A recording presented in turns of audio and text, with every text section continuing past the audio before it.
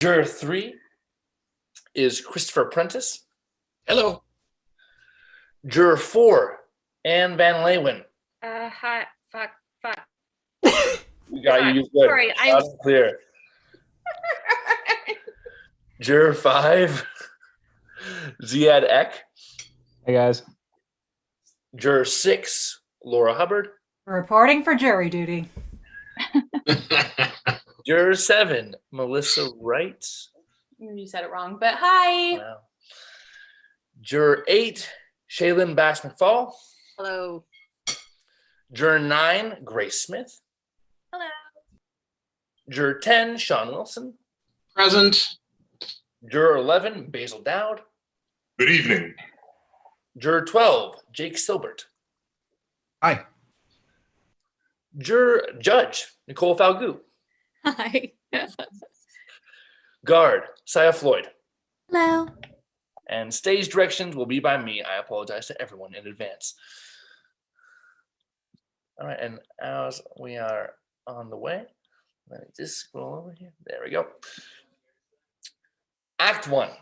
The jury room of a New York court of law 1957. A very hot summer afternoon. It is a large, drab, bare room in need of painting, with 3 windows in the back wall through which can be seen the New York skyline. Off the jury room is a washroom with wash basins, soap, and towels visible on stage, and a lavatory beyond. A large, scarred table is center with 12 chairs around it.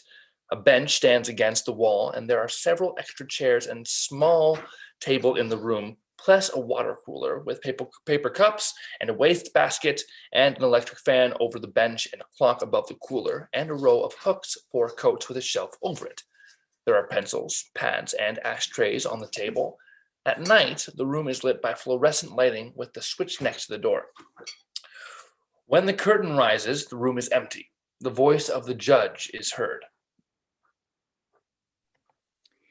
And that concludes the court's explanation of the legal aspects of this case. And now, gentlemen of the jury, I come to my final instruction to you. Murder in the first degree, premeditated homicide, is the most serious charge tried in our criminal courts. You've listened to the testimony, and you've had the law read to you and interpreted as it applies to this case. It now becomes your duty to try and separate the facts from the fancy. One man is dead. The life of another is at stake. I urge you to deliberate honestly and thoughtfully. If there is a reasonable doubt, then you must bring me a verdict of not guilty. If, however, there is no reasonable doubt, then you must, in good conscience, find the accused guilty. However you decide, your verdict must be unanimous. In the event you find the accused guilty, the bench will not entertain a recommendation for mercy. The death sentence is mandatory in this case. The door opens and the guard enters. He carries a clipboard with a list of the jurors.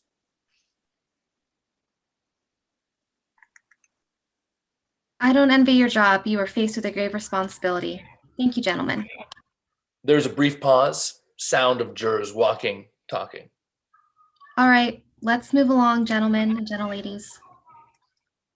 The jurors enter. The guard checks his list. The 9th juror, an old man, crosses, goes into the washroom, and exits to the lavatory. The 4th juror begins to read a newspaper. Several jurors open the windows. Others move awkwardly about the room. There is no conversation for a few moments. The 3rd juror takes out some notes and studies them. The 2nd juror crosses to the water cooler and gets a cup of water. The foreman tears a sheet from a notepad and tears up little slips of paper for ballots. The guard crosses to the 12th juror and checks his name. The 7th juror crosses to the 4th juror and offers him a stick of gum. The 4th juror shakes his head. You want some gum? No, thanks. The 7th juror vigorously chews a piece of gum himself and crosses to the 6th juror. You know something? I phoned up for the weather. This is the hottest day of the year. The 6th juror nods and gazes out the window. You think they'd at least air condition the place? I almost dropped dead in court. Okay, everyone's here. If there's anything you want, I'm right outside. Just knock. The guard exits, and in the silence, the sound is heard of the door being locked. I never knew they locked the door. Here they locked the door. What'd you think? I don't know. It just never occurred to me. The 10th juror crosses and pauses beside the foreman and indicates the slips of paper. Yeah, what's that for? Well, I figured we might want to vote by ballots. Great idea. Maybe we can get him elected senator. The foreman looks at his watch and compares it with the clock. The 3rd juror takes a cup of water from the water cooler, moves to the 2nd juror, and looks around the room as he sips the water. How do you like it? I don't know. It was pretty interesting. Yeah, I was falling asleep. I mean, I've never been on a jury before. Really? I've sat on juries, and it always amazes me the way these lawyers can talk and talk and talk, even when the case is as obvious as this one. I mean, did you ever hear so much talking about nothing? Well, I guess they're entitled. Sure they are. Everybody deserves a fair trial. That's the system. Listen, I'm the last one to say anything against it, but I'm telling you, sometimes I think we'd be better off if we took these tough kids and slapped them down before they make trouble, you know? Save a lot of time and money. The 2nd juror looks nervously at the 3rd juror, nods, rises, moves to the water cooler, refills his cup, and stands alone, sipping. Hey, how about getting started here? Yeah, let's get this over with. Probably all got things to do. Well, I was figuring we'd take a 5-minute break. I mean, the old man's in the bathroom. Are we gonna sit in order? I don't know. The 8th juror is looking out the window. Not a bad view. The 8th juror nods.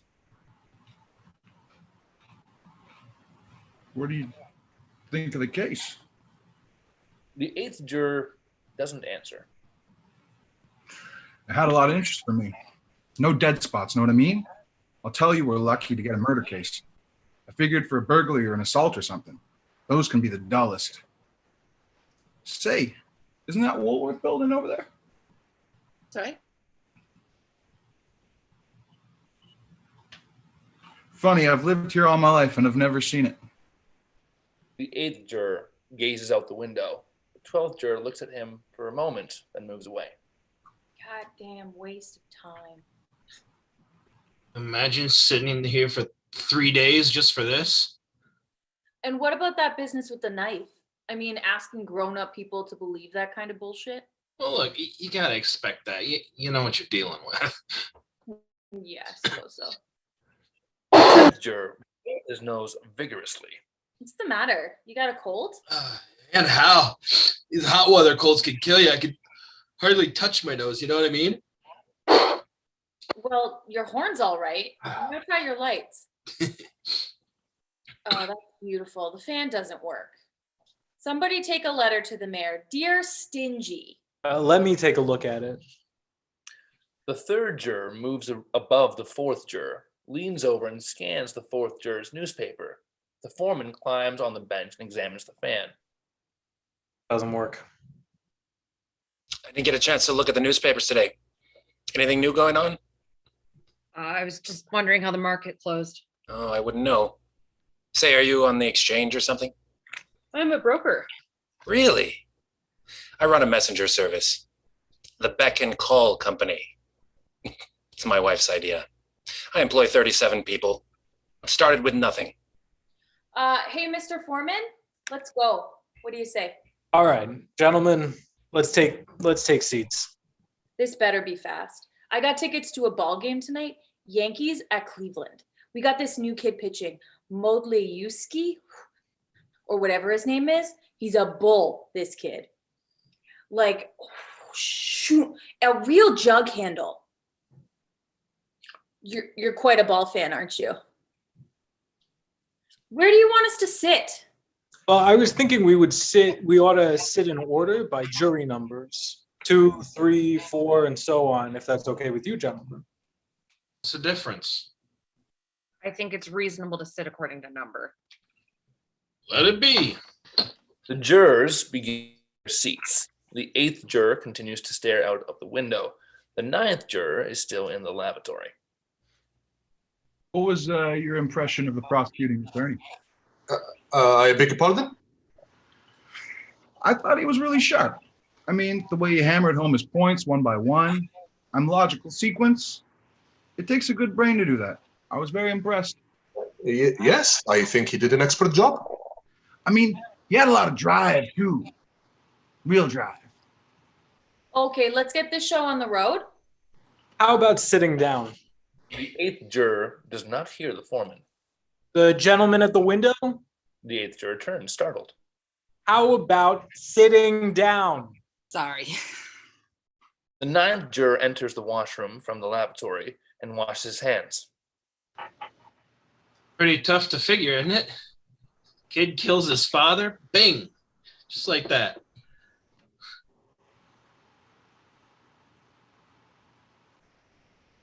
Well, if you analyze the figures. What figures? It's those people. I'm telling you, they let their kids run wild up there. Maybe it serves them right, you know? You know what I mean? The foreman crosses to the washroom door. Hey, you a Yankee fan? No, Milwaukee. Milwaukee. That's like being hit on the head with a crowbar once a day. Listen, who they got? I'm asking you, who they got besides great groundskeepers? We'd like to get started. The 9th juror enters from the washroom. I'm sorry. The 9th juror crosses and takes his seat. Milwaukee.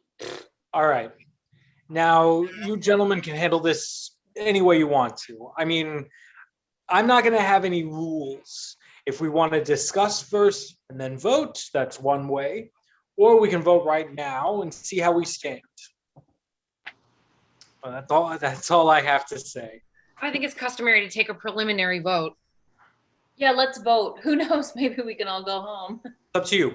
Just let's remember, we've got a first-degree murder charge here.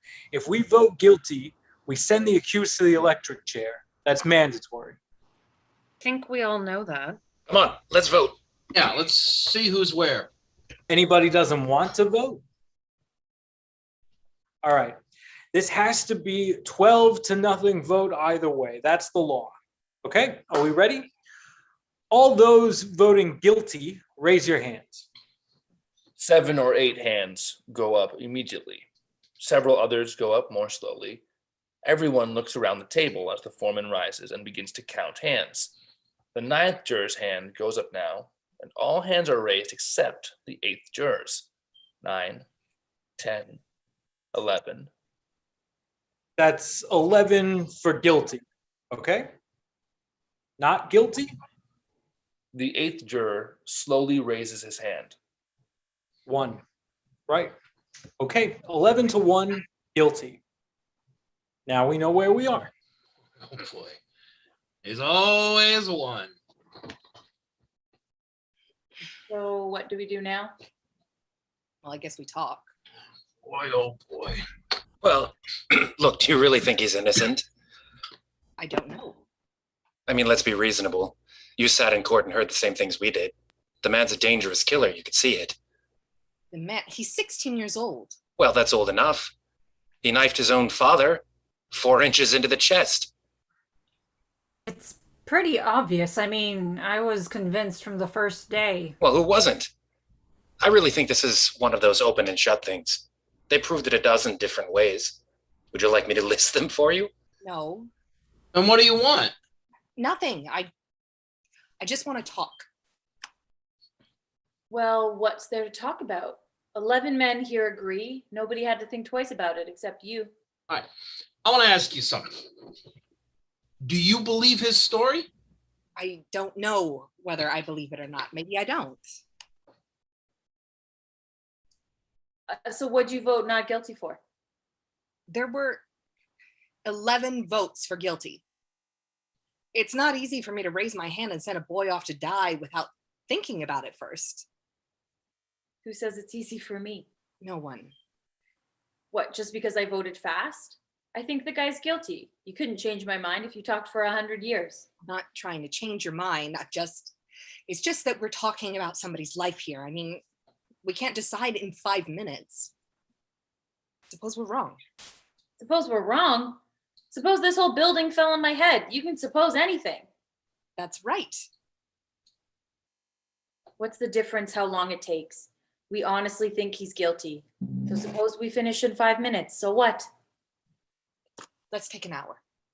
The ball game doesn't start till 8 o'clock. Okay, Slugger. Be my guest. Well, who's got something to say? He looks at the second juror. How about you? Not me. I'm willing to put in an hour. Great. I had a pretty good story last night. This woman comes running into the doctor's office, stripped to the waist. That's not what we're sitting here for. All right, then you tell me, what are we sitting here for? Maybe for no reason. I don't know. Look, this boy's been kicked around all his life. You know, living in a slum, his mother's dead since he was 9. He spent 1.5 years in an orphanage while his father served a jail term for forgery. That's not a very good head start. He's had a pretty terrible 16 years. I think maybe we owe him a few words, that's all. I don't mind telling you this, mister. You don't owe him a thing. He got a fair trial, didn't he? What do you think that cost? He's lucky he got it. You know what I mean? Look, we're all grown-ups here. We all heard the facts, didn't we? Now, you're not going to tell us that we're supposed to believe that kid knowing what he is. Listen, I've lived among them all my life. You can't believe a word they say. I mean, they're born liars. It suddenly occurs to me that you must be a very ignorant man. What do you mean? What's he talking about? Do you think you have a monopoly on the truth? What are you making a federal case out of it for? How do you like this guy? I think certain things should be pointed out to this man. All right, it's not Sunday. We don't need a sermon in here. Monopoly, for Christ's sakes. The 9th juror half rises, but then feels the 8th juror's hand firmly on his arm, gently pulling him down. The 12th juror doodles on his notepad. If we're going to discuss this case, let's stick to the facts. Right. We have a job to do. Let's do it. Maybe if the gentleman who's disagreeing down there could tell us why. You know, why he thinks we could show him where he's probably mixed up. What are you doing? Oh, it's one of the products I work on. You know, with the built-in dots. Rice pops. I wrote that line. It's very catchy. If you don't mind. The second juror rises, goes to the coat hooks, and takes a package of cough drops from his jacket pocket.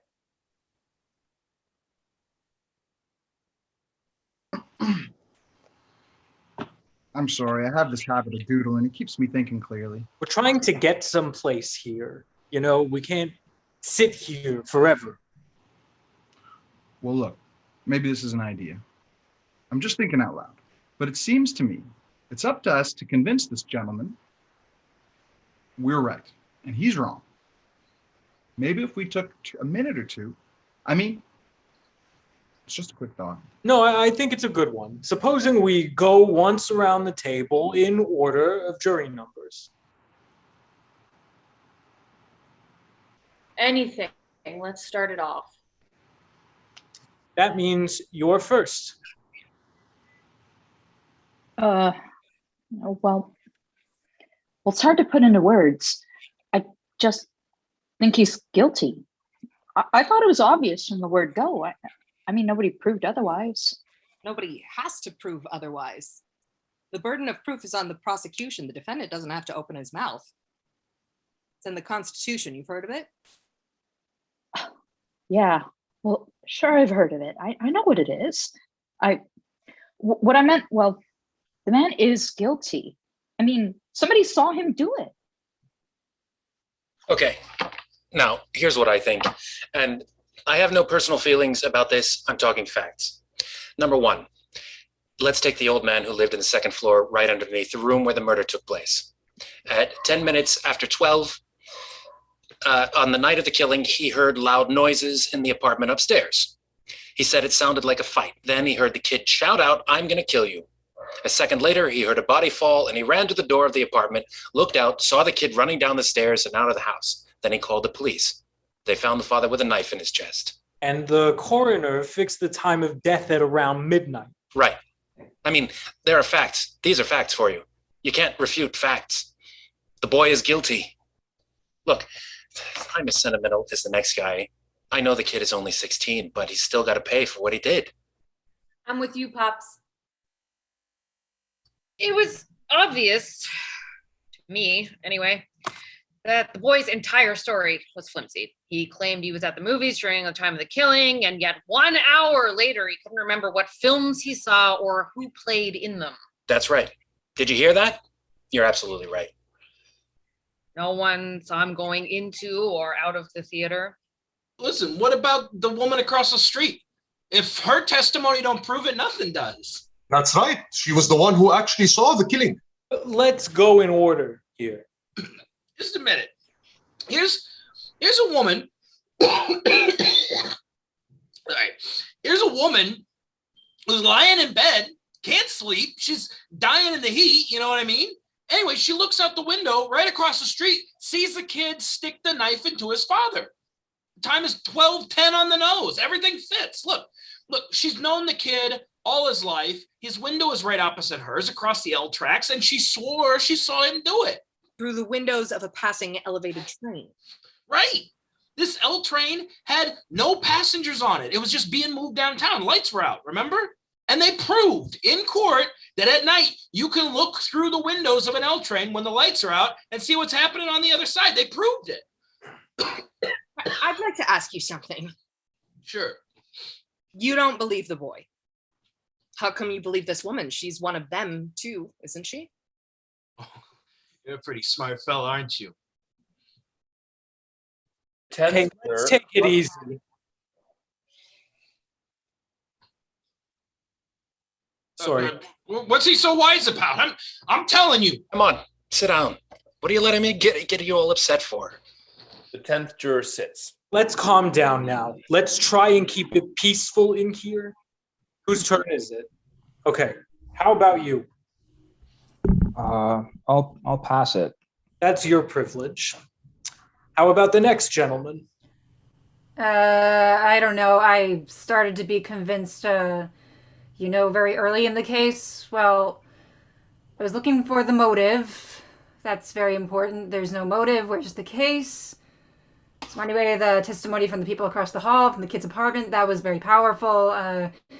Didn't they see something about an argument between the father and the boy around 7 o'clock that night? I mean, I can be wrong. It was 8 o'clock, not 7.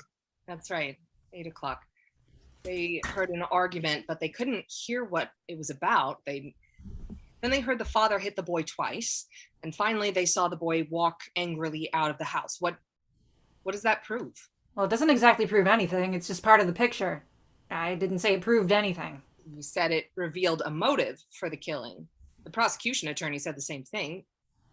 I don't think it's a very strong motive. This boy has been hit so many times in his life that violence is practically a normal state of affairs for him. I can't see 2 slaps in the face provoking him into committing murder. Might have been 2 slaps too many. Everyone has a breaking point. Anything else? No. How about the next gentleman? Me? I don't know. It's practically all set already. We can talk about it forever. I mean, this kid is 0 for 5. Look at his record. He was in children's court when he was 10 for throwing a rock at his teacher. At 14, he was in reform school. He stole a car. He's been arrested for mugging. He was picked up twice for trying to slash another teenager with a knife. He's real quick with switch knives. They said this is a very fine boy. Ever since he was 5 years old, his father beat him up regularly. He uses his fists. So would I, a kid like that. Wouldn't you call those beatings the motive to kill his father? I don't know. It's a motive for him to be an angry kid, I'll say that. It's the kids. The way they are nowadays. Angry, hostile. You can't do a damn thing with them. Just the way they talk to you. Listen, when I was his age, I used to call my father sir. That's right, sir. You ever hear a boy call his father that anymore? Fathers don't seem to think it's important anymore. No? Have you got any kids? 2. Yeah. Well, I got 1. He's 20. We did everything for that boy, and what happened? When he was 9, he ran away from a fight. I saw him. I was so ashamed, I almost threw up. So I told him right out, I'm going to make a man out of you, or I'm going to bust you in half trying. Well, I made a man out of him, all right. And when he was 16, we had a battle. He hit me right in the face. He's big, you know. I haven't seen him in 2 years. He's a rotten kid. And you work your heart out. Let's get on with it.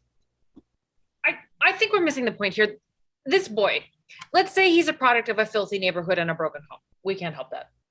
We're here to decide whether he's guilty or innocent of murder, not to go into reasons why he grew up this way. He was born in a slum. Slums are breeding grounds for criminals. I know it. So do you. It's no secret. Children from slum backgrounds are potential menaces to society. Now, Brother, you can say that again. The kids who crawl out of those places are real trash. I don't want any part of them, I'm telling you. Now, I've lived in a slum all my life. I nursed that trash in Harlem Hospital 6 nights a week. Now, all right, wait a second. Now, I used to play in a backyard that was filled with garbage. Maybe it still smells on me. Now, listen, buddy. Now, let's be reasonable. There's nothing personal. There is something personal.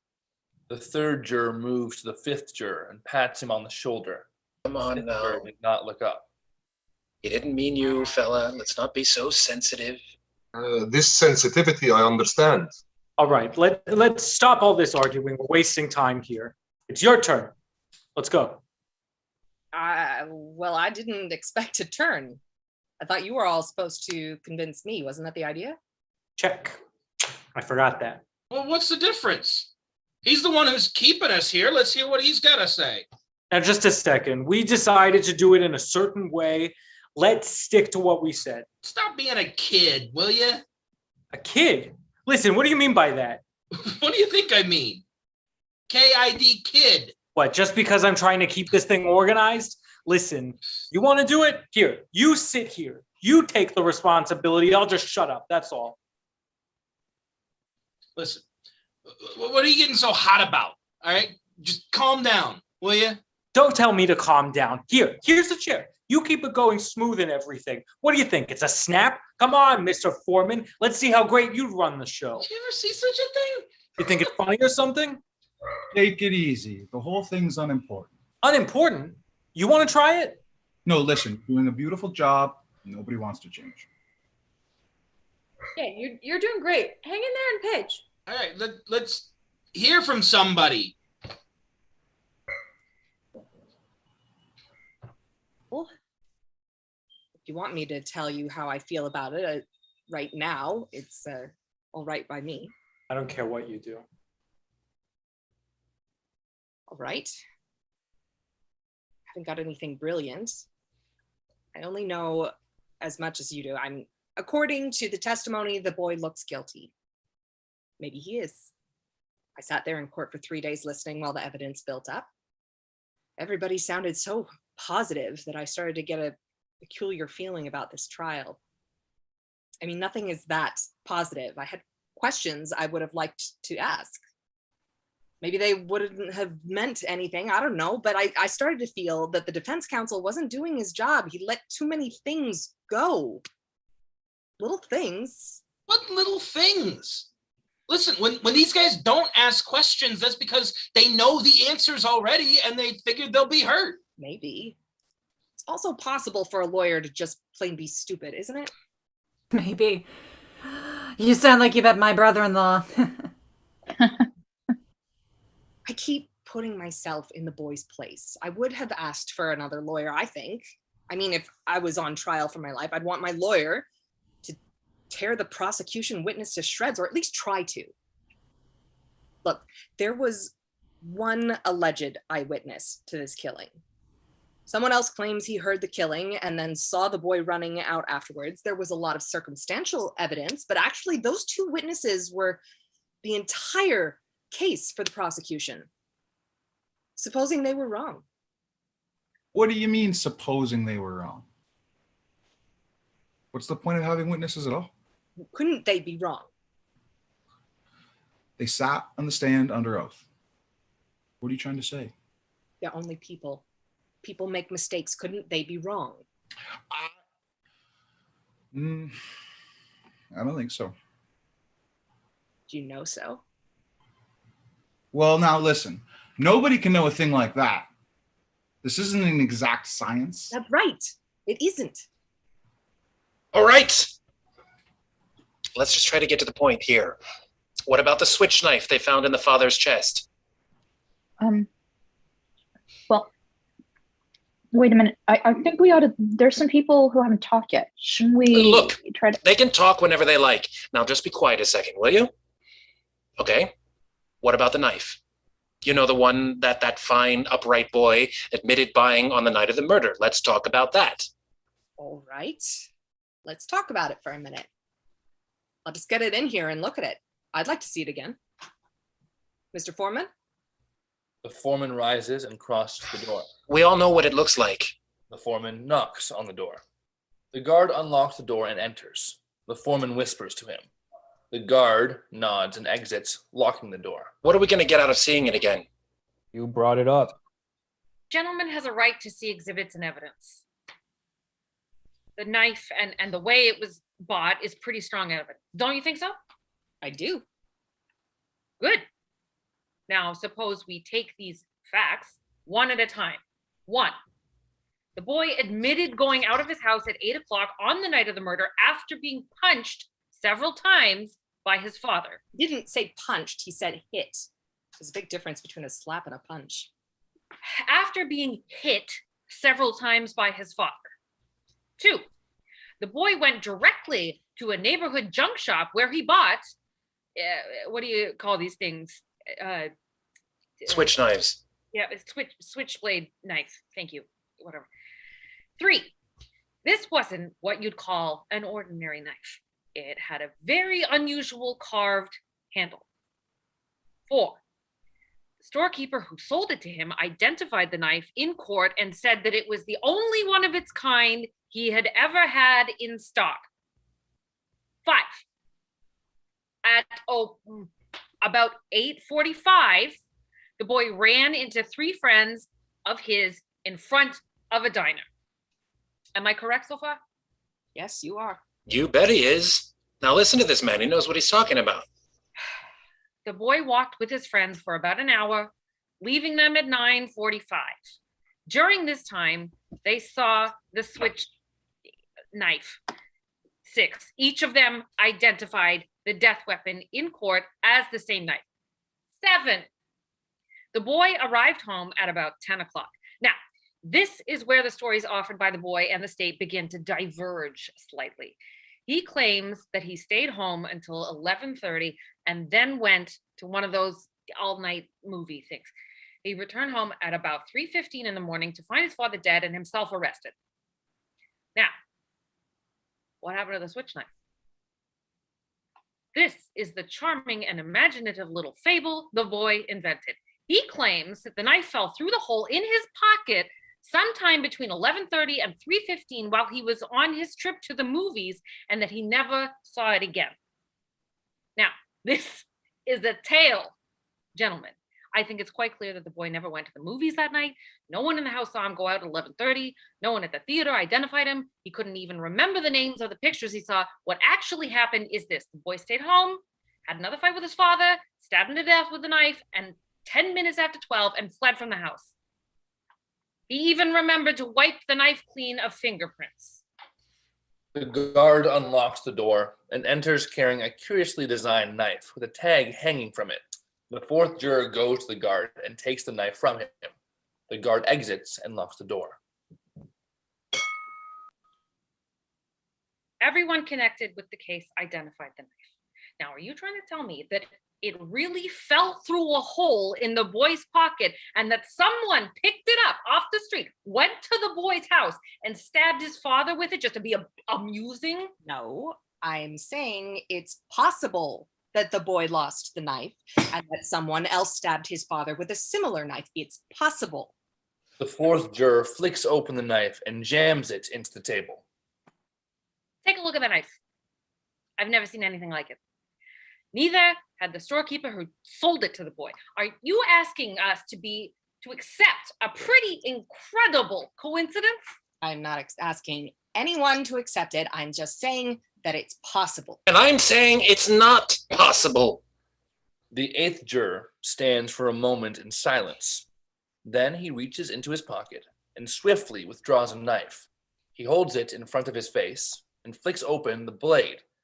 Then he leans forward and sticks the knife into the table alongside the other. They are exactly alike.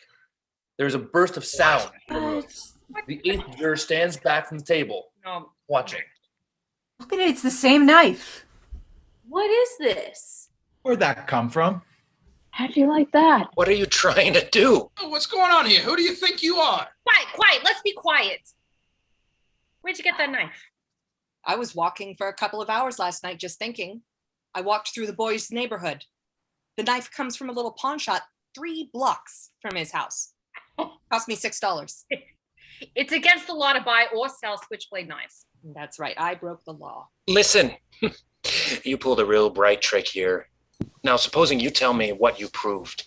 Maybe then there are 10 knives like that? So what? Maybe there are. So what does that mean? It's the same kind of knife. So what's that? The discovery of the age something? It would still be an incredible coincidence for another person to have stabbed the father with the same kind of knife. That's right. He's right. The odds are 1,000,000 to 1. It's possible. Not very possible. Listen, let's take seats. There's no point in milling around here. They begin to move back to their seats. The eighth juror stands watching. It's interesting that he'd find a knife exactly like the one the boy bought. What's interesting? You think it proves anything? Well, no, I was just... Interesting? Listen, how come the kid bought the knife to begin with?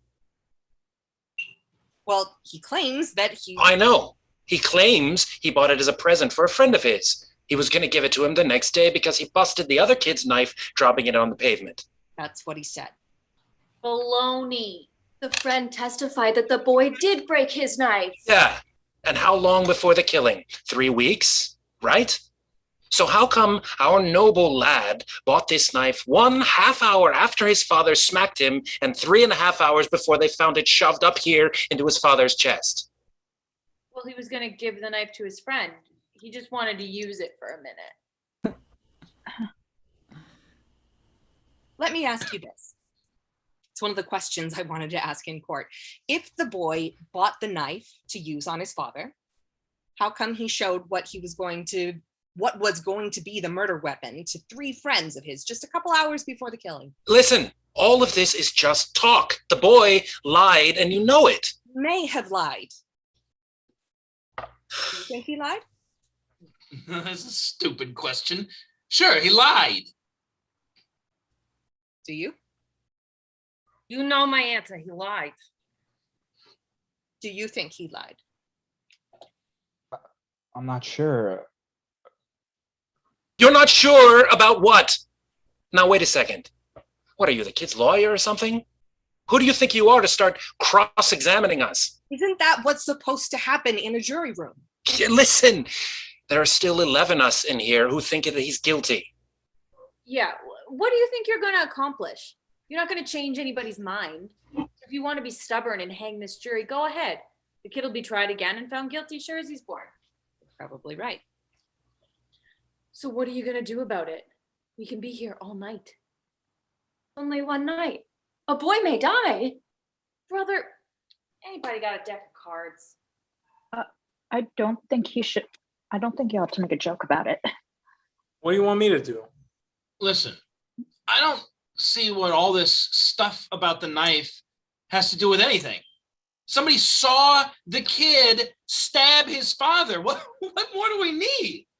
I got 3 garages of mine going to pot while you're talking. Let's get done and get out of here. The knife was very important to the district attorney. He spent one whole morning. He's a 15th assistant or something. What does he know? Okay, I think we got to get on with it now. These side arguments only slow us up. What about it? You're the only one. I have a proposition to make for all of you. I want to call for a vote. I'd like you 11 men to vote by secret written ballot. I'll abstain. If there are still 11 votes for guilty, I won't stand alone. We'll take a guilty verdict into the judge right now. But if anyone votes not guilty, we'll stay and talk this thing out. Well, that's all. If you want to try it, I'm ready. Well, finally you're behaving like a reasonable man. Check, I'll buy that. Oh, okay, let's do it. Sounds fair. Some of the jurors nod. The 8th juror moves to the window. Anyone doesn't agree? Okay, pass these along. The 8th juror stands, watching the others. The jurors pass the slips along. Finally, each of them begins to write. Now some of them begin to fold their slips and pass them back to the foreman. The foreman stacks all the slips on the table in front of him. He picks up the first slip of paper, opens it, and reads. Guilty. He opens and reads the other slips in turn. Guilty. Guilty. Guilty. Guilty. Guilty. Guilty. Guilty. Guilty. Not guilty. Oh. There's a babble of voices. The 8th juror relaxes, moves to his chair, and sits. Guilty. How do you like that? And another chap gets his goddamn wig. All right. Who was it? Come on, I want to know. Excuse me, this was a secret ballot. We agreed on this. Secret? What do you mean secret? There are no secrets in a jury room. I know who it was. Brother, you're really something.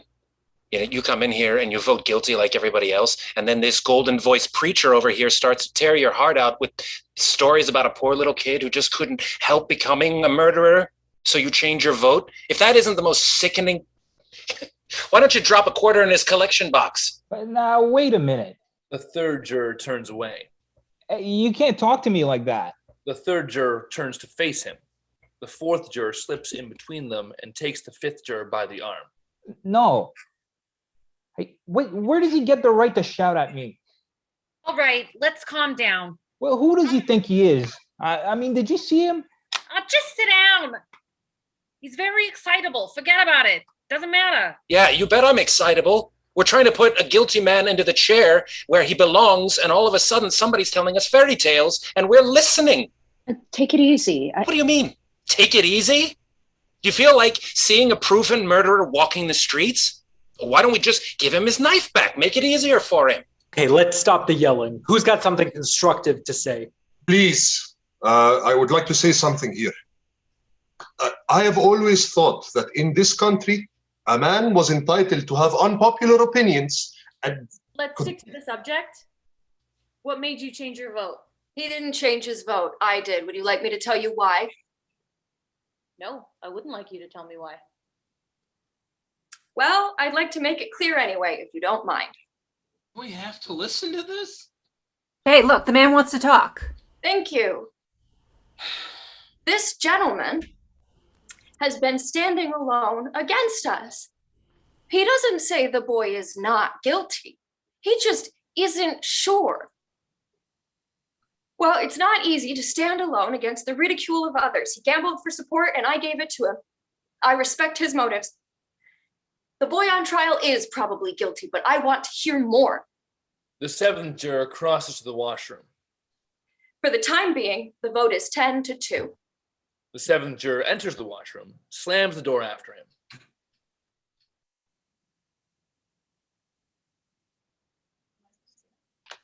I'm talking here. You have no right to... He can't hear you. He never will. Well, if the speech is over, Maybe we can go on. I think we ought to take a break. One man's inside there. Let's wait for him. The foreman moves above the table to where the two knives are stuck into it.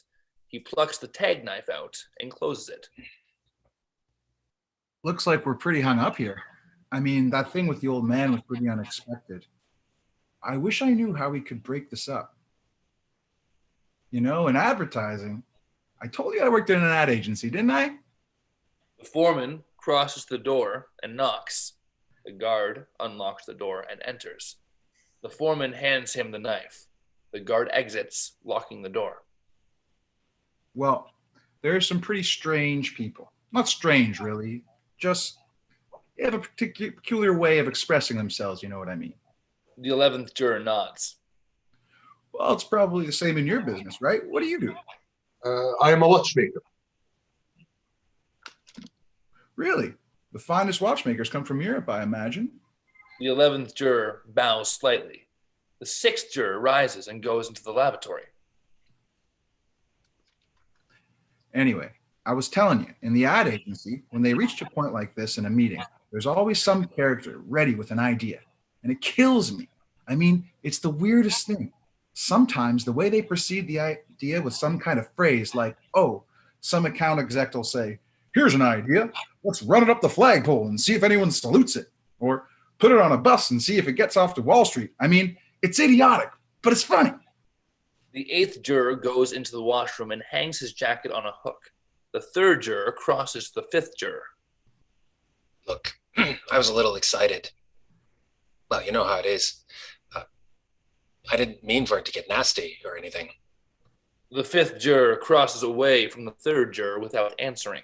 The 7th juror steps away from the wash basin and dries his hands. The 8th juror crosses the wash basin. Say, are you a salesman? I'm an architect. You know what the soft sell is? You're pretty good at it, I'll tell you. I got a different technique. Jokes. Drinks. Knock them on their asses. I made $27,000 last year selling marmalade. It's not bad, considering marmalade. What are you getting out of it? Kicks? The boy is guilty, pal. So let's go home before we got sore throats. What's the difference whether you get one here or at the ball game? No difference, pal. No difference at all. The 7th juror goes back into the jury room. The 6th juror enters from the lavatory, goes to the wash basin, and washes his hands. Yeah, nice bunch of guys. Guess they're the same as any. That loud, a heavyset guy, the one who was telling us about the kid, the way he was talking, boy, that was an embarrassing thing. Yeah. What a murderous day. You think we'll be here much longer? I don't know. Yeah, he's guilty for sure. There's not a doubt in the whole world. Yeah, we should have been done already. Listen, I don't care. It beats working. The 8th juror smiles. You think he's innocent? I don't know. Possible. I don't know you, but I'm betting you've never been wrong in your life. You ought to wrap it up. You're wasting your time. Suppose you were on that trial. Well, I'm not used to supposing. I'm just a working man. My boss does a supposing, but I'll try one. Suppose you talk us all out of this and this kid really did knife his father. The 6th juror looks at the 8th juror for a moment, then goes into the jury room. The 8th juror stands alone for a few moments, and we know that this is the problem that has been tormenting him. He does not know and never will. He switches out the washroom light and goes into the jury room. Okay, let's take seats. Looks like we'll be here for dinner. Okay, let's get down to business. Who wants to start it off? There is a pause. Maybe it would be profitable. Well, I didn't. I'd like to. No, okay. I didn't mean to interrupt. No, go ahead. It's all right. Okay, all right. Well, I was going to say, well, this is probably a small point, but anyway, the boy had a motive for the killing. You know, the beatings and all. So if he didn't do it, who did? Who else had the motive? That's my point. I mean, nobody goes out and kills someone without a motive, not unless he's just plain nuts, right? I don't know. I don't think he would. Right. As Yeah. far as I know, we're supposed to decide whether or not the boy on trial is guilty beyond a reasonable doubt. We're not concerned with anybody else's motives here. That's a job for the police.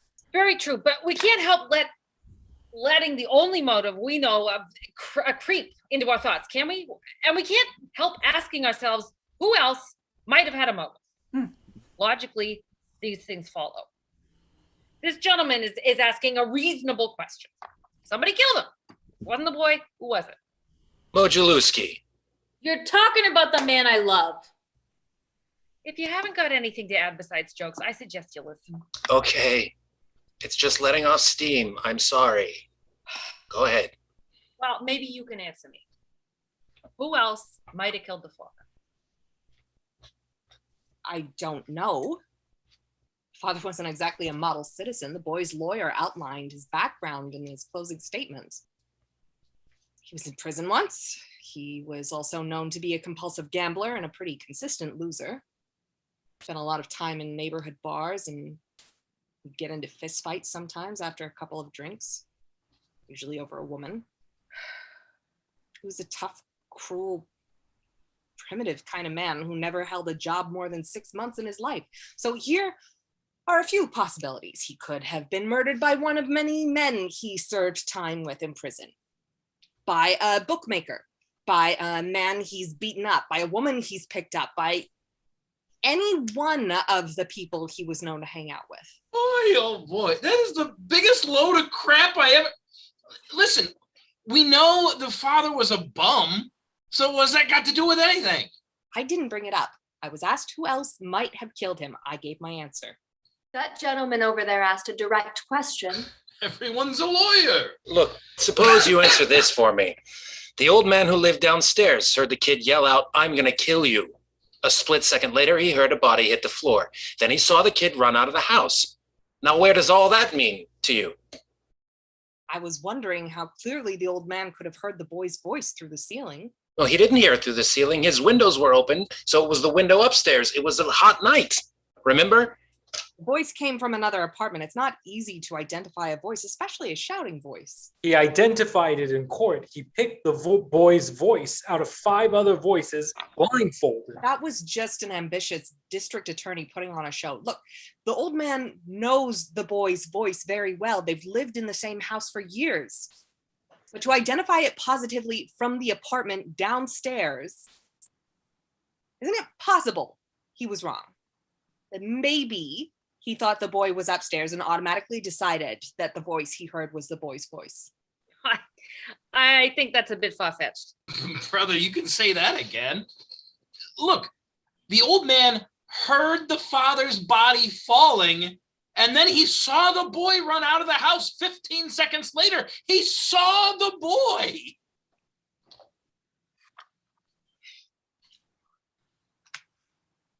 You're muted.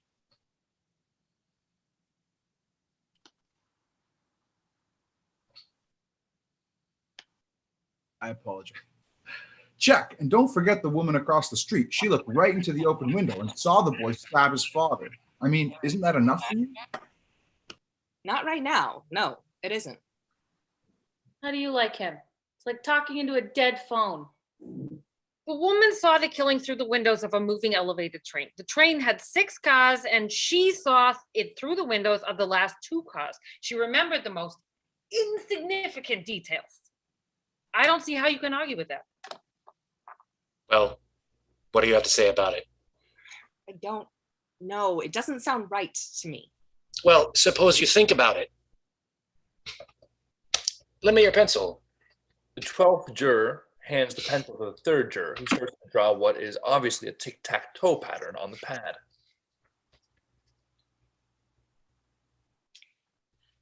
I wonder if anybody has any idea how long it takes an elevated train. The 8th juror sees the 3rd juror and the 12th juror playing tic-tac-toe, snatches up the pad, tears off the top sheet, crumples it, and drops it in the wastebasket. Hey, wait a minute. This isn't a game. Who do you think you are? All right, take it easy. Come on now, sit down. I've got a good mind to belt him. Now, please, I don't want any fights in here. Did you see him? The nerve. The absolute nerve. All right, forget it. It's not important. You know what I mean? This isn't a game. Who do you think he's dealing with here? Come on now, it's all over. Let's take our seats. What's all over? I want an apology. Okay, Noisy, he apologizes. Now let's hear what the man has to say. Thank you. I wonder if anybody has an idea how long it takes an elevated train to going at medium speed to pass a given point. What has that got to do with anything? How long? Take a guess. I wouldn't have the slightest idea. What do you think? I don't know, about 10 or 12 seconds, maybe. What's all this for? I'd say that was a fair guess. Anyone else? That sounds right to me. Come on, what's the guessing game for? What would you say? 10 seconds, approximately. All right, 10 seconds, say. What are you getting at? This. It takes a 6-car L trains 10 seconds to pass a given point. Now say that given point is the open window of the room in which the killing took place. You can almost reach out the window of that room and touch the L tracks, right? Right. All right. Now let me ask you this. Has anyone here ever lived right next to the L tracks? Well, I just finished painting an apartment that overlooked the L line. I'm a house painter. You know, I was there for 3 days. What was it like? What do you mean? Noisy? Brother, it didn't matter. We're all punching our business anyway. I lived in a second floor apartment right next to an L line once. When the windows open and the train goes by, the noise is almost unbearable. You can't hear yourself think. Okay, you can't hear yourself think. Will you get to the point? I will. Let's take 2 pieces of testimony and try to put them together. First, the old man in the apartment downstairs. He said he heard the boy say, "I'm going to kill you." And a split second later, he heard the body hit the floor. 1 second later, right? That's right. Second, the woman in the apartment across the street, she claimed that she looked out her window and saw the killing through the last 2 cars of a passing elevated train, right? The last 2 cars. All right. What point are you making here? Now, we agreed that an L train takes about 10 seconds to pass a given point. Since the woman saw the stabbing through the last 2 cars, we can assume that the body fell to the floor just as the train passed by. Therefore, the L train had been roaring by the old man's window for a full 10 seconds before the body fell. The old man, according to his own testimony, hearing, "I'm going to kill you," and the body falling a split second later, would have had to hear the boy make this statement while the L was roaring past his nose. It's not possible that he could have heard it. That's idiotic. Sure, he could have heard it. Do you think so? The old man said he heard the boy yell it out. That's enough for me. If he heard anything at all, he still couldn't have identified the voice with the L roaring by? Oh, you're talking about a matter of seconds here. Nobody can be that accurate. Well, I think that testimony that could put a human being in the electric chair should be that accurate. I don't think he could have heard it. Yeah, maybe he didn't hear it. I mean, with the L noise. What are you people talking about? Well, it stands to reason. You're crazy. Why should he lie? What's he got to gain? Attention, maybe. Oh, you keep coming up with these bright sayings. Why don't you send one into the newspaper? They pay $3. Hey, what are you talking to him like that for? The 3rd juror looks at the 6th juror, then turns disgustedly away. The 6th juror reaches out and turns the 3rd juror firmly around by the arm. A guy who talks like that to an old man ought to really get stepped on, you know? Get your hands off me. Oh, you ought to have some respect, mister. If you say stuff to him like that, I'm gonna lay you out. The 6th juror releases the 3rd juror and speaks to the 9th juror. Go ahead. You say anything you want. Why do you think the old man might lie? Just that I looked at him for a very long time. The seam of his jacket was split under his arm. Did you notice it? I mean, to come to court like that. He was a very old man with a torn jacket, and he walked very slowly to the stand. He was dragging his left leg and trying to hide it because he was ashamed. I think I know him better than anyone here. This is a quiet, frightened, insignificant little man who has been nothing all his life, who has never had recognition, his name in the newspapers. Nobody knows him, nobody quotes him, nobody seeks his advice after 75 years. That's a very sad thing, to be nothing. A man like this just needs to be recognized, to be listened to be quoted just once. This is very important. It would be so hard for him to recede into the background. Now, wait a minute.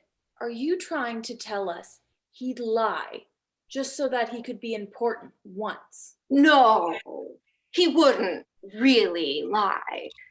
But perhaps he'd make himself believe that he'd heard those words and recognize the boy's face. That's the most fantastic story I've ever heard. How can you make up a thing like that? What do you know about it? The ninth juror lowers his head, embarrassed. Gentlemen, this case is based on a reasonable and logical progression of facts. Let's keep it there. Facts may be colored by the personalities of the people who present them. Anybody want a cough drop? I'll take one. The second juror offers the cough drops to the 10th juror. The 10th juror takes one. Thanks. Say what you like. I still don't know how anybody can think this boy's not guilty. Another thing I wanted to talk about for a minute. I think we've proved that the old man couldn't have heard the boy say, "I'm going to kill you," but supposing... You didn't prove it at all. What are you talking about? But supposing he really did hear it. This phrase, how many times has each of us used it? Probably hundreds. "I could kill you for that, darling. If you do that once more, Junior, I'm going to kill you. Come on, Rocky, kill him." We say it every day. It doesn't mean we're going to kill someone. Wait a minute. What are you trying to give us here? The phrase was, "I'm going to kill you," and the kid screamed it out at the top of his lungs. And don't tell me he didn't mean it. Anybody says a thing like that, the way he said it, they mean it. Well, gee, I don't know. I remember I was arguing with a guy I work with next to the bank a couple of weeks ago, and he called me an idiot, so I yelled at him. No, you listen. This guy's making you believe things that aren't so.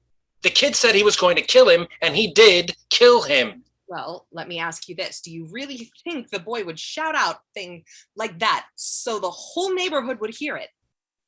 I don't think so. He's much too bright for that. Right? He's a common, ignorant slob. He don't even speak good English. He doesn't even speak good English. I'd like to change my vote to not guilty. Now you've got to be kidding. You heard. Are you sure? Yes, I'm sure. The vote is 9-3 in favor of guilty. Well, if that isn't the living end, what are you basing it on? Stories this guy made up? He ought to write for Amazing Detective Monthly. He'd make a fortune. Listen, there are facts staring you right in your face. Every one of them says this kid killed his old man. For crying out loud, his own lawyer knew he didn't stand a chance right from the beginning. His own lawyer. You could see it. He deserves the chair. Does he? It's happened before that someone's been convicted of murder and executed, and years later, someone else has been confessed to the crime. Sometimes the facts that are staring you in the face are wrong. I'm talking to him, not you. Boy, this guy is really something. Listen, the kid had a lawyer, didn't he? The lawyer presented his case, not you. How come you've got so much to say? The lawyer was court appointed. So what does that mean? Well, it could mean a lot of things. It could mean he didn't want the case. It could mean he resented being appointed. It's the kind of case that brings him nothing, no money, no glory, not even much chance of winning. It's not a very promising situation for a young lawyer.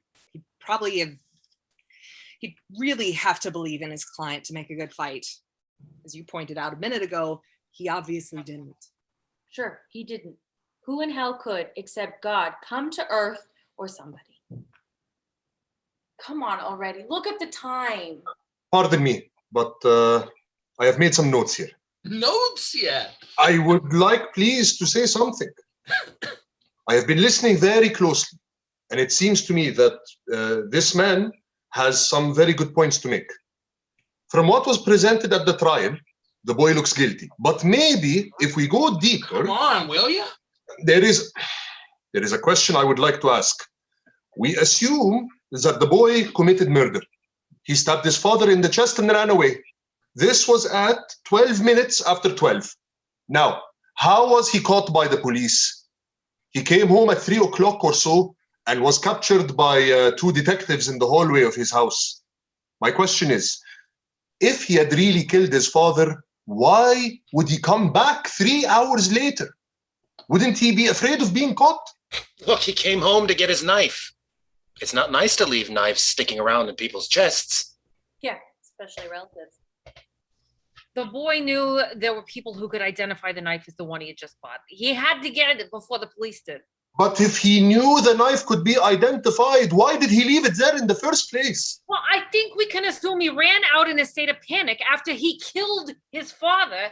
And then when he finally calmed down and realized that he had left his knife there. This then depends on your definition of panic. He was calm enough to see to it that there were no fingerprints on the knife.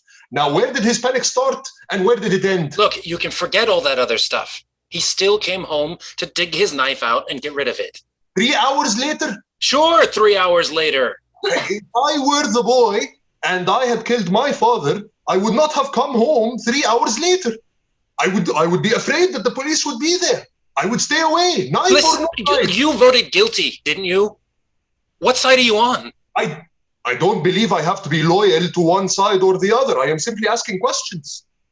Well, this is just off the top of my head.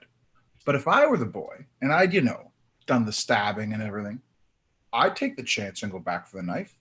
I'll bet he figured no one had seen him and that the body probably wasn't even discovered yet. After all, it was the middle of the night. He probably thought no one would find the body till the next day. Pardon.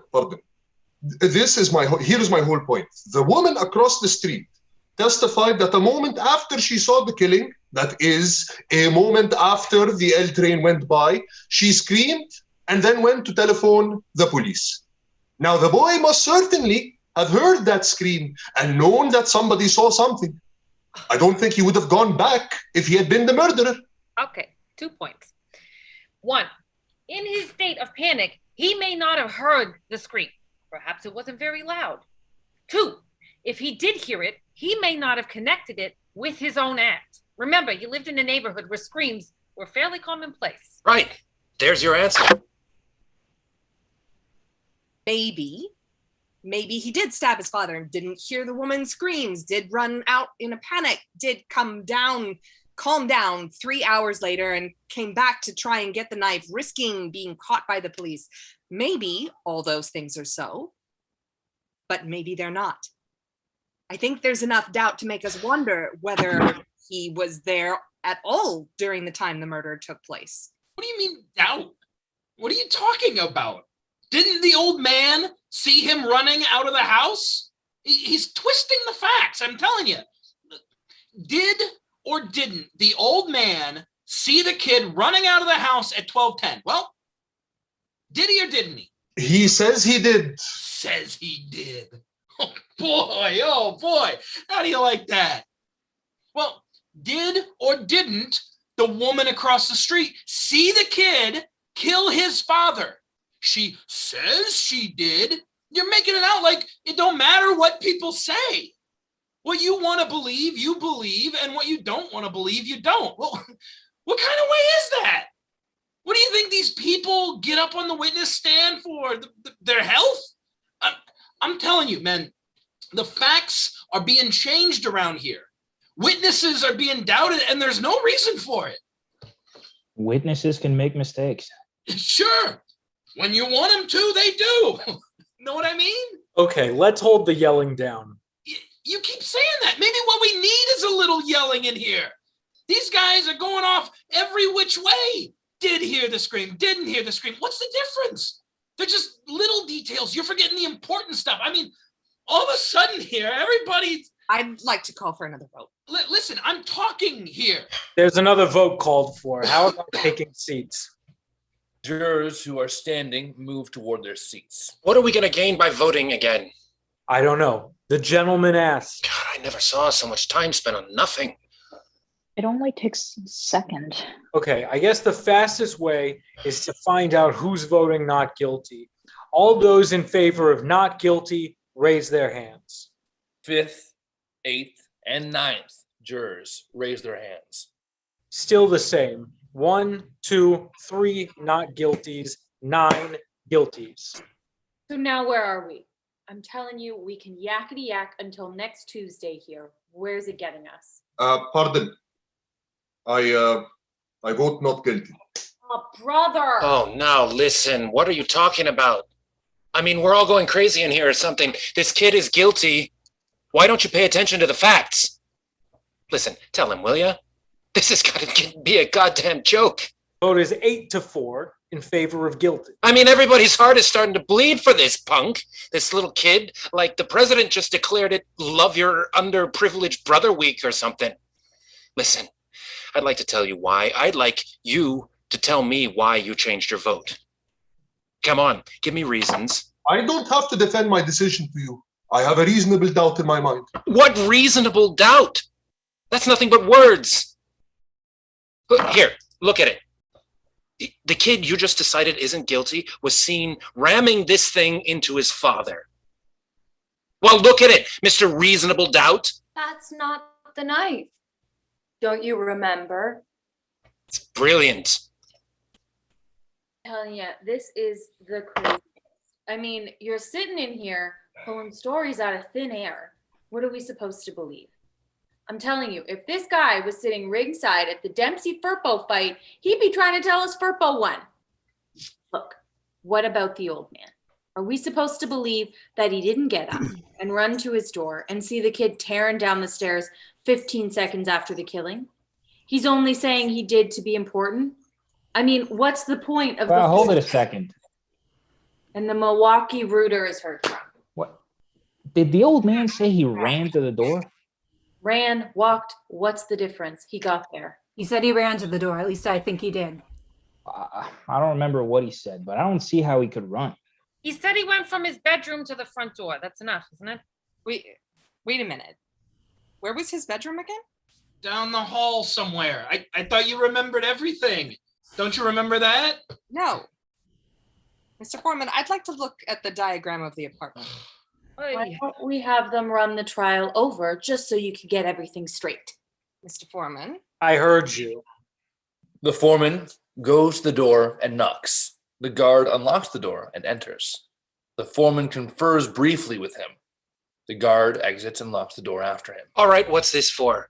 How come you're the only one in the room who wants to see exhibits all the time?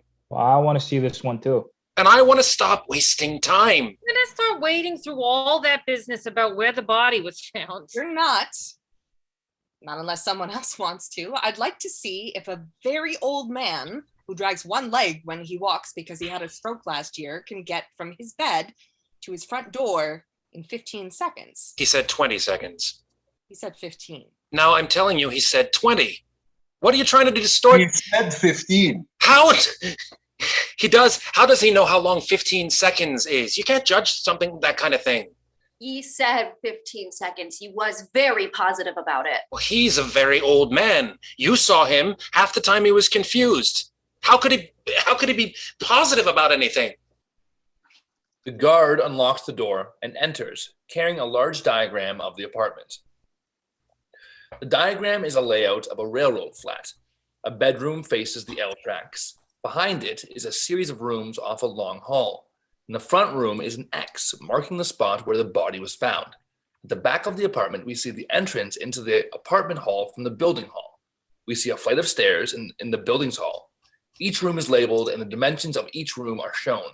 The foreman takes the diagram. The guard exits and locks the door. I don't see what we're going to prove here. The man said he saw the boy running out. See if the details bear him out.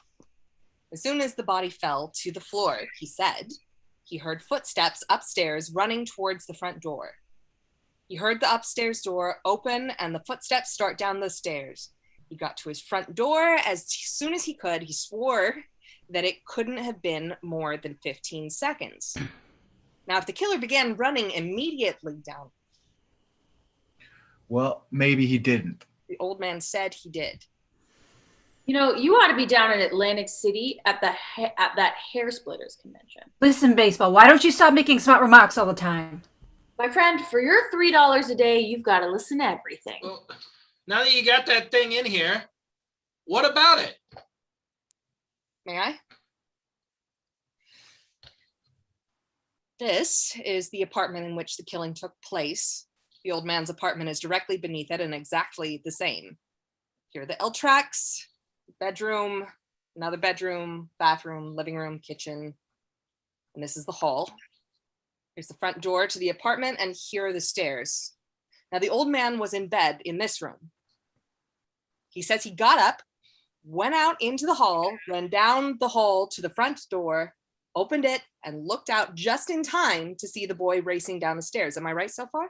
That's the story. For the 19th time. 15 seconds after he heard the body fall.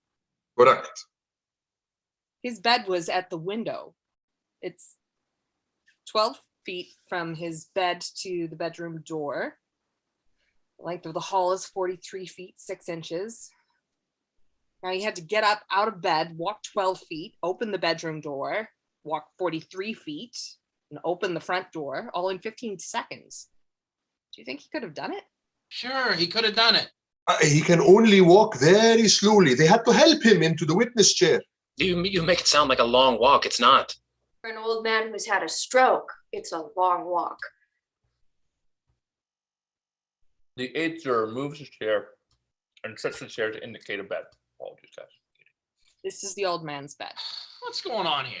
I want to try this thing. Let's see how long it took him. What do you mean you want to try it?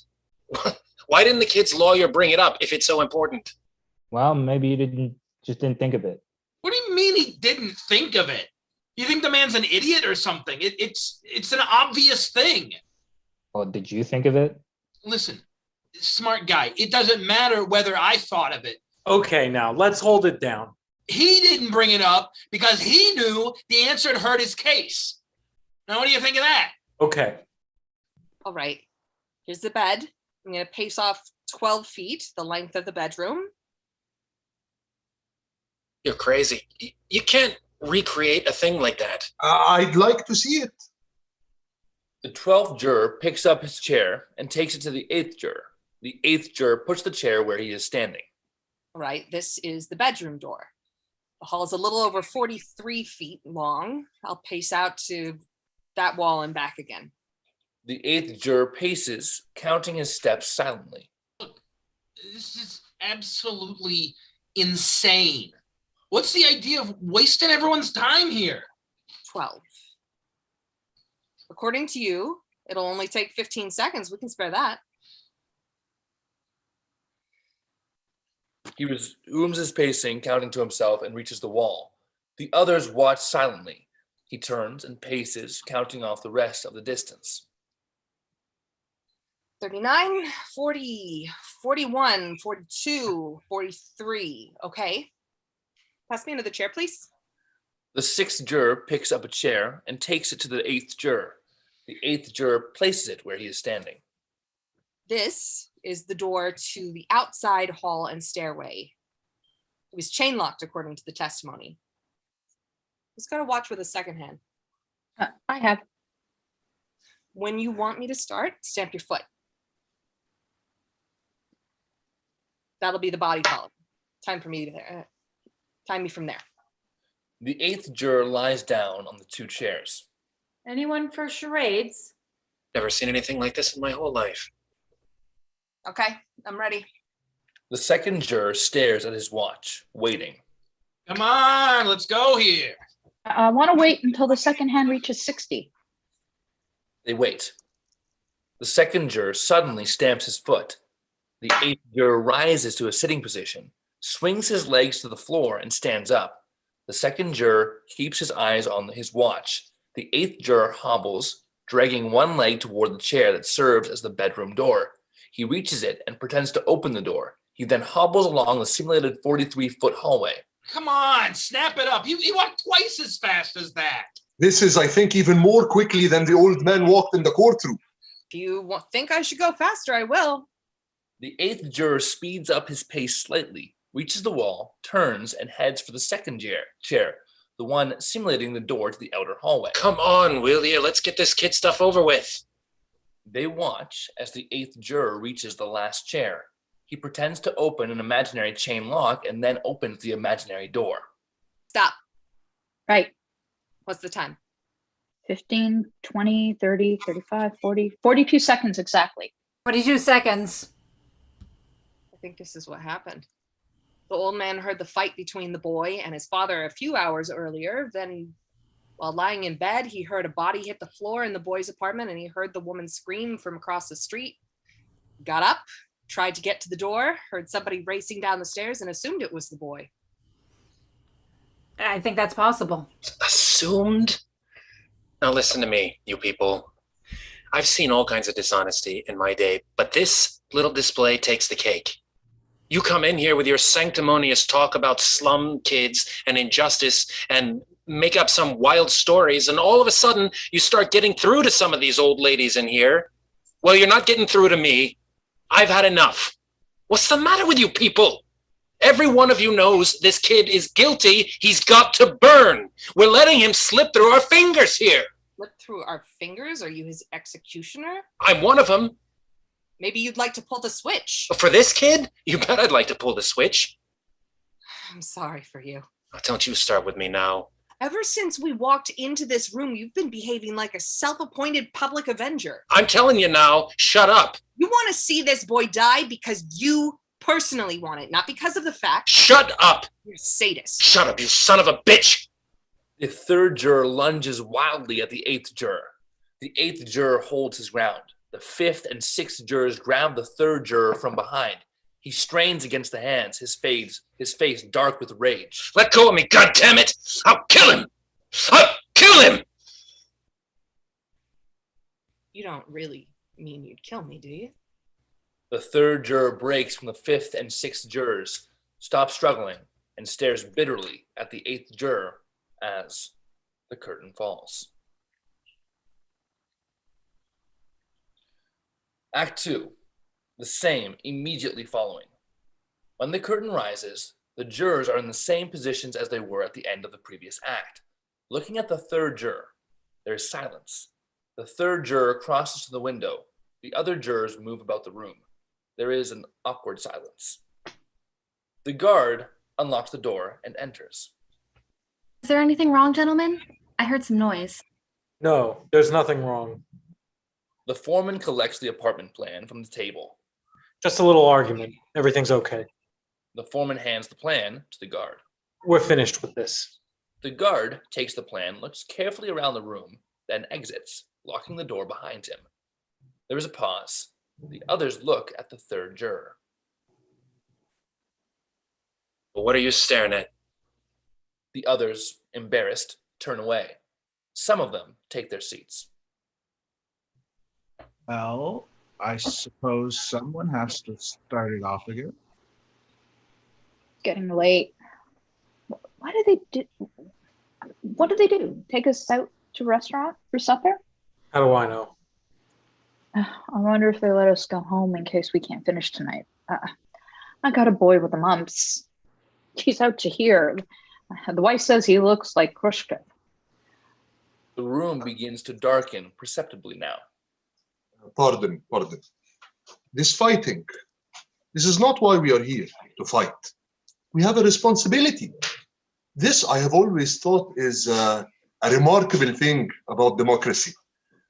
We are, what is the word, notified. That we are notified by mail to come down to this place and decide on the guilt or innocence of a man we have never heard of before. We have nothing to gain or to lose by our verdict. This is one of the reasons we are strong. We should not make it a personal thing.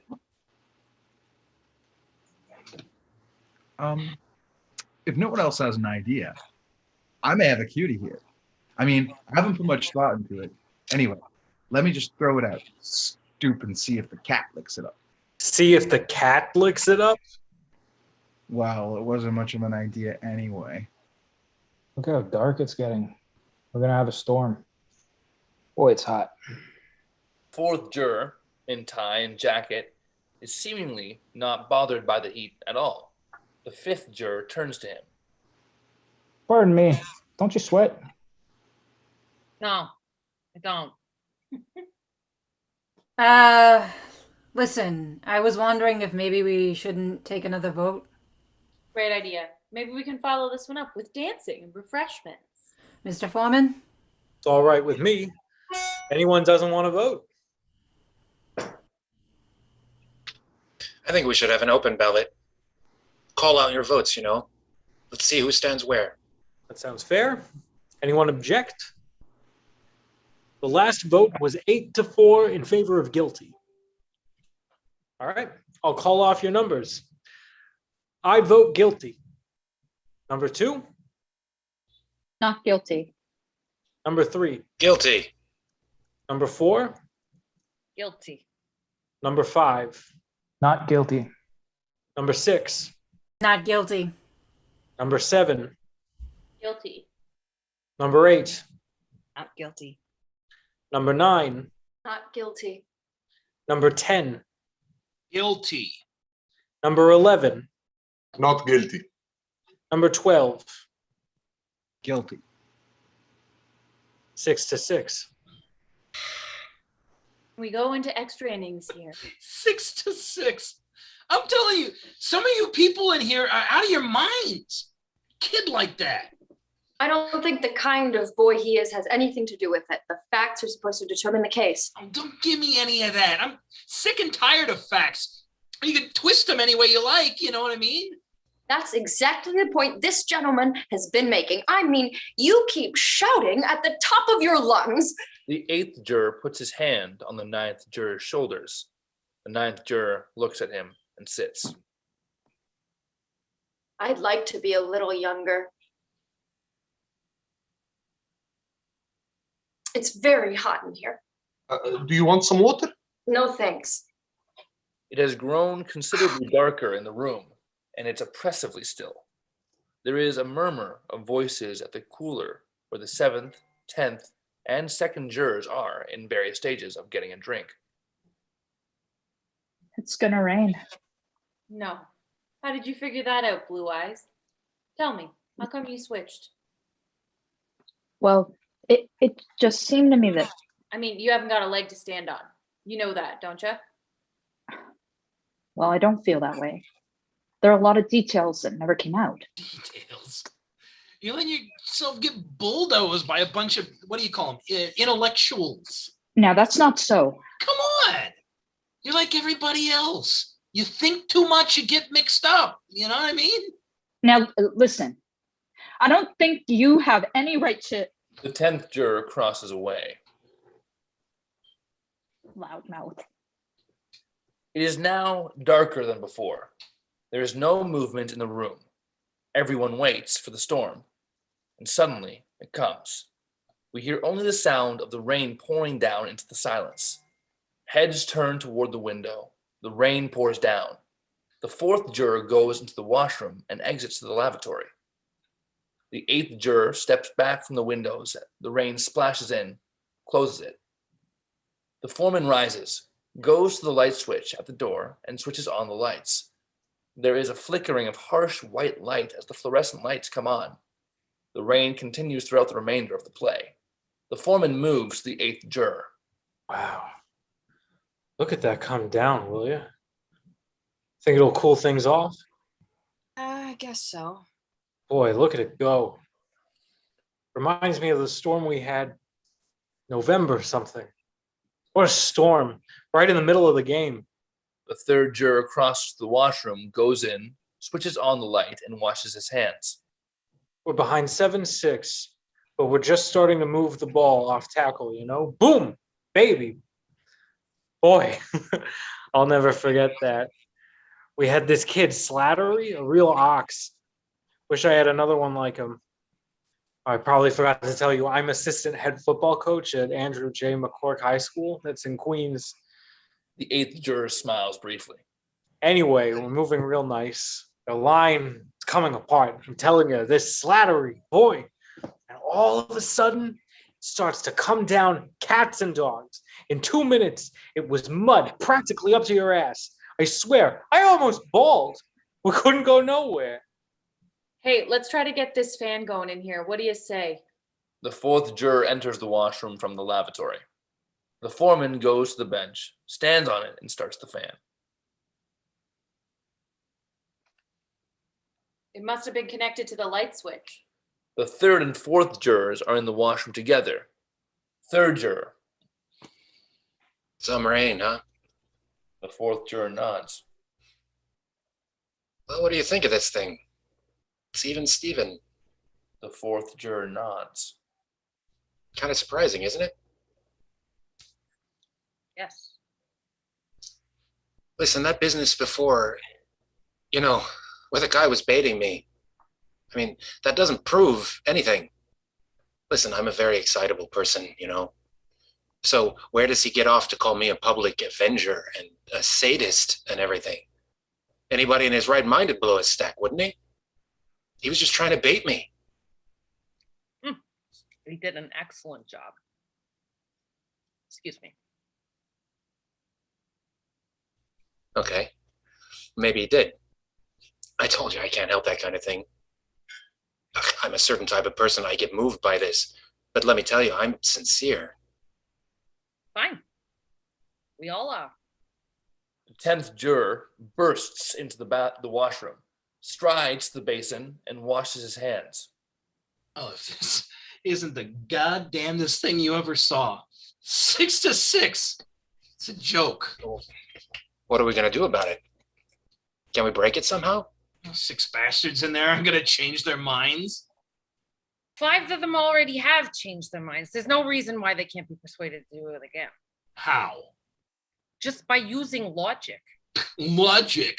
Holy cow. Now, you listen to this man. He's the only one in the room who knows. You want my opinion? Go ahead. I think we should just quit. What the hell are you talking about? Those people in there are suddenly like it's some kind of mission or something. Look, they're not going to switch. So let's just go tell the judge. And we'll be here all night. For Christ's sake, let's tell him we're hung. To hell with this. I mean, what am I going to do? Break my brains over scum like that? Well, that's the most ridiculous thing I ever... You took an oath in the courtroom. You can't just quit. Why not? It's dishonest. Why don't you vote not guilty? I voted guilty because I think he's guilty. But now you don't care what happens? No. Why should I? All right, let's stop this. We're not get anywhere acting like this. Oh, what does he want? I gave my honest opinion. I know. I suppose you don't think much of it? No, I don't. The foreman opens the washroom door. We'd like to get going in here again, if you don't mind. The fourth juror leaves the washroom. How about him? Isn't that something? A hung jury doesn't mean anything. They just have to start the trial with another jury. That's not what we're here for. What the hell's the difference? A hung jury is what you're gonna get. Look, would you please... 10th juror strides out of the washroom. The third juror switches out the light and comes slowly into the room. Listen, I'll tell you what I think. We're going nowhere here. I'm ready to walk into court right now and declare a hung jury. I go for that too. Let's take it to the judge and let the kid take his chances with 12 other guys. I don't think the court will accept a hung jury. We haven't been in here very long. Well, let's find out. I am not in favor of this. Listen, this kid wouldn't stand a chance with another jury, and you know it. Come on, we're hung. Nobody's going to change his opinion. Let's take it inside. You still don't think there's any room for reasonable doubt? No, I don't.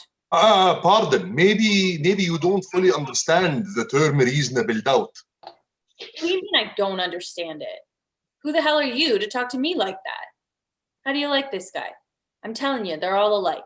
He comes over to this country running for his life, and before he can even take a big breath, he's telling us how to run the show. The arrogance of the guy. You mean you're calling him arrogant because he wasn't born here? Well, I'm calling you arrogant because you were. How's that? Please, it doesn't matter. Sonny, nobody around here is going to tell me what words I understand and what words I don't. Especially him.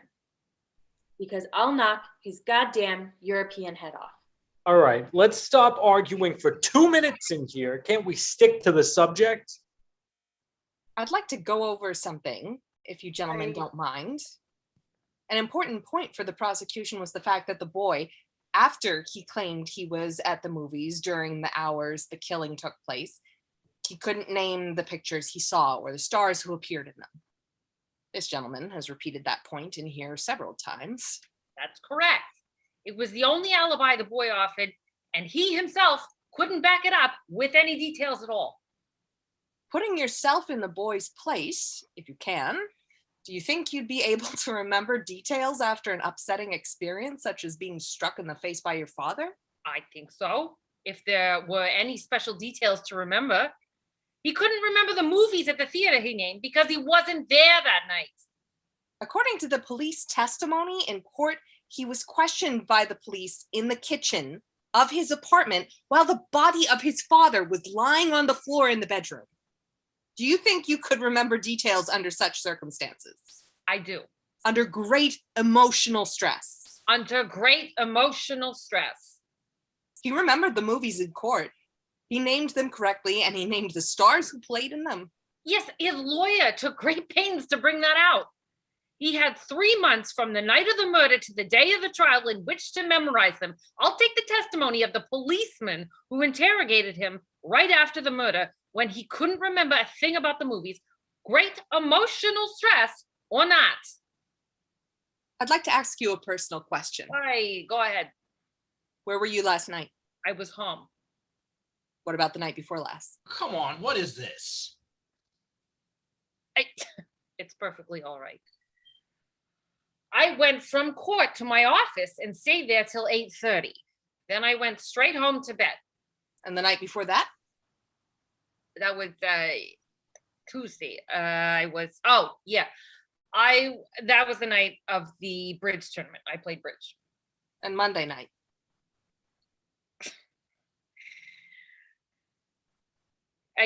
Juror When number you 7. get down to backing up New me, Year's okay? Eve, 1950, you let me know.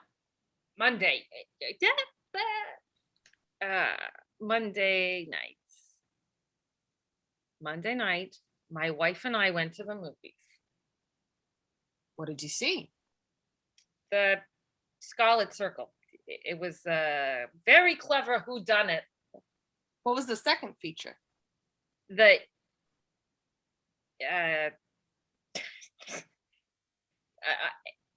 I'll tell you in a minute. The remarkable Mrs. Bainbridge. The remarkable Mrs. Bainbridge. Excuse me. I saw that. It's called The Amazing Mrs. Bainbridge. The amazing. Who was in The Amazing Mrs. Bainbridge? Barbara Long, I think. She's a dark, very pretty girl. Barbara Lang, something like that. Who else? The fourth juror takes a handkerchief and mops his suddenly sweating forehead. Well, I never heard of them before. It was a very inexpensive second feature with unknown. You weren't under emotional strain, were you? No, I wasn't. I think the point is made. Big point. I think it is a big point. What? Just because he can't remember the name of some 2-bit movie star? I suppose that proves the kid was at the movies. No, but it indicates that no one can prove he wasn't. He might have been at the movies and forgotten what he saw. It's possible. If it's perfectly normal for this gentleman to forget a few details, then it's also perfectly normal for the boy. Being accused of murder isn't necessarily supposed to give him an infallible memory. You can talk until your tongue is dragging on the floor. The boy is guilty, period. You know what I mean, my friend? Who's got those cough drops? They're all gone, my friend. You know, there's something we're forgetting here that I was just thinking about. The whole business with the psychiatrist that dragged on forever. Now, don't start with all that phony, psycho, whatever you call it stuff. What a racket that is. Filling people's heads with all that junk. Listen, I got 3 psychiatrists keeping their cars in one of my garages. The whole 3 of them are crazy. Listen, there's a point I'm trying to make here. Do you mind? I wouldn't give you a nickel for a psychiatrist's testimony. Why don't you let the man talk? You can take 5 minutes on the uselessness of psychiatry when he's finished. What I was going to say was the psychiatrist definitely stated that the boy had strong homicidal tendencies. I mean that he was, what do you call it, capable of committing murder. He described all those tests, ink blots, and all that stuff, and he said the kid is definitely a killer type. Am I right? Jack, I think he said something about paranoid tendencies, if I'm not mistaken. Right. Whatever that is, he said it. Let's not forget, we're talking about a boy who always had murder on his mind. His unconscious mind. Nobody else's. I beg pardon. In discussing how... I beg pardon. What are you so goddamn polite about? For the same reason you're not. It's the way I was brought up. In discussing such a thing as the murder potential, we should remember that many of us are capable of committing murder, but few of us do. We impose controls upon ourselves to prevent it. The most these psychiatric tests can accomplish along these lines is this. They can tell us that someday a particular person may commit a murder. That's all. They prove nothing.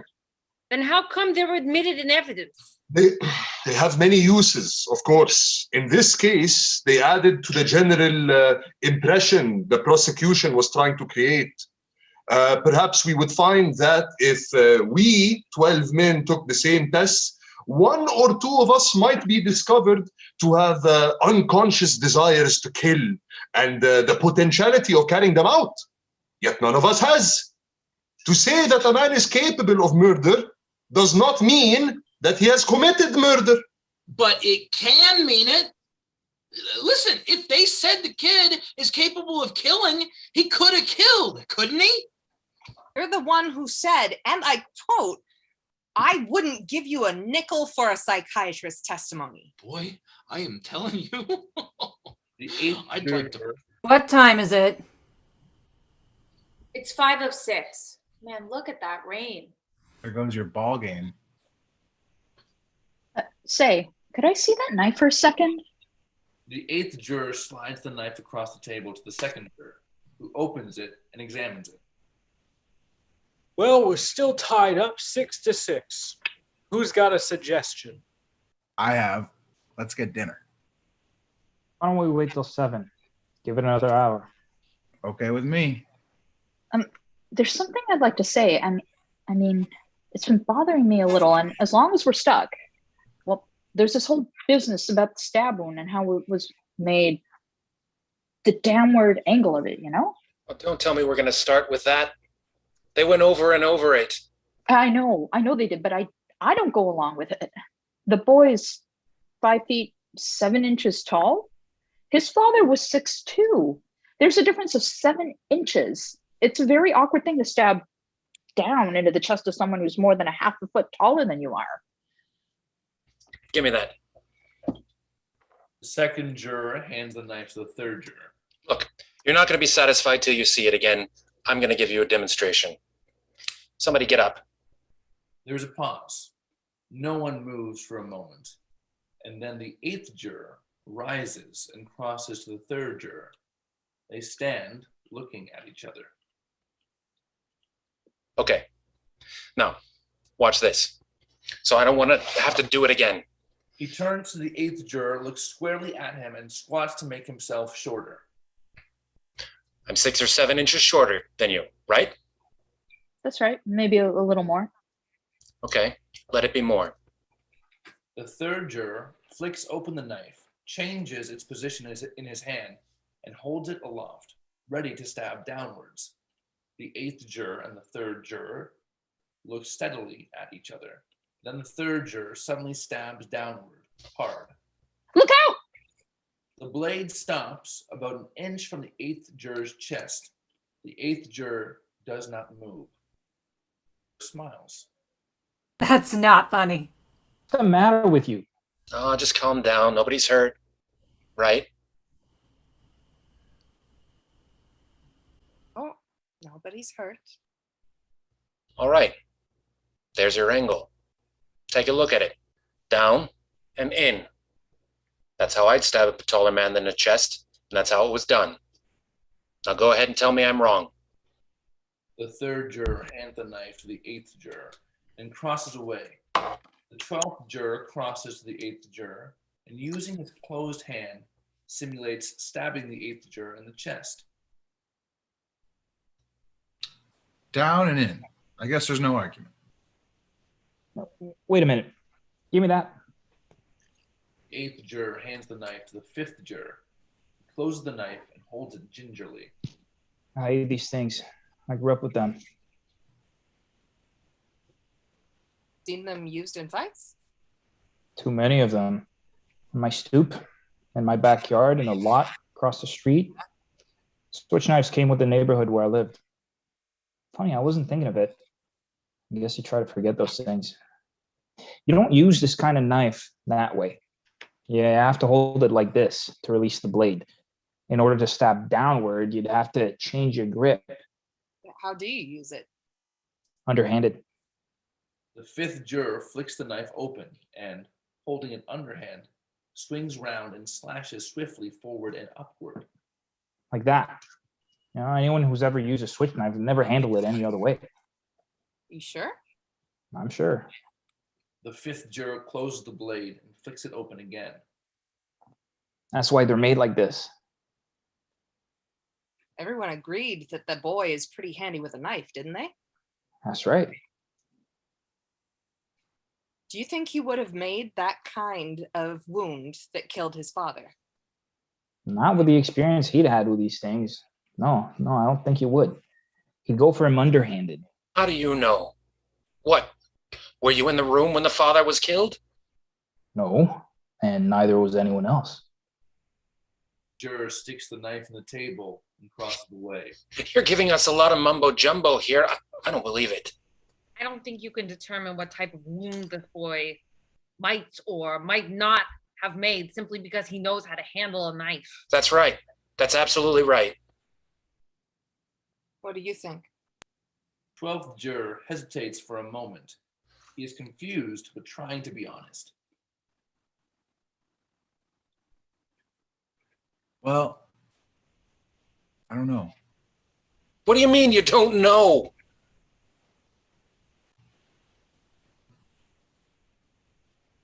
I don't know. What about you? The 7th juror looks around the table momentarily. Just a minute. According to the woman across the street.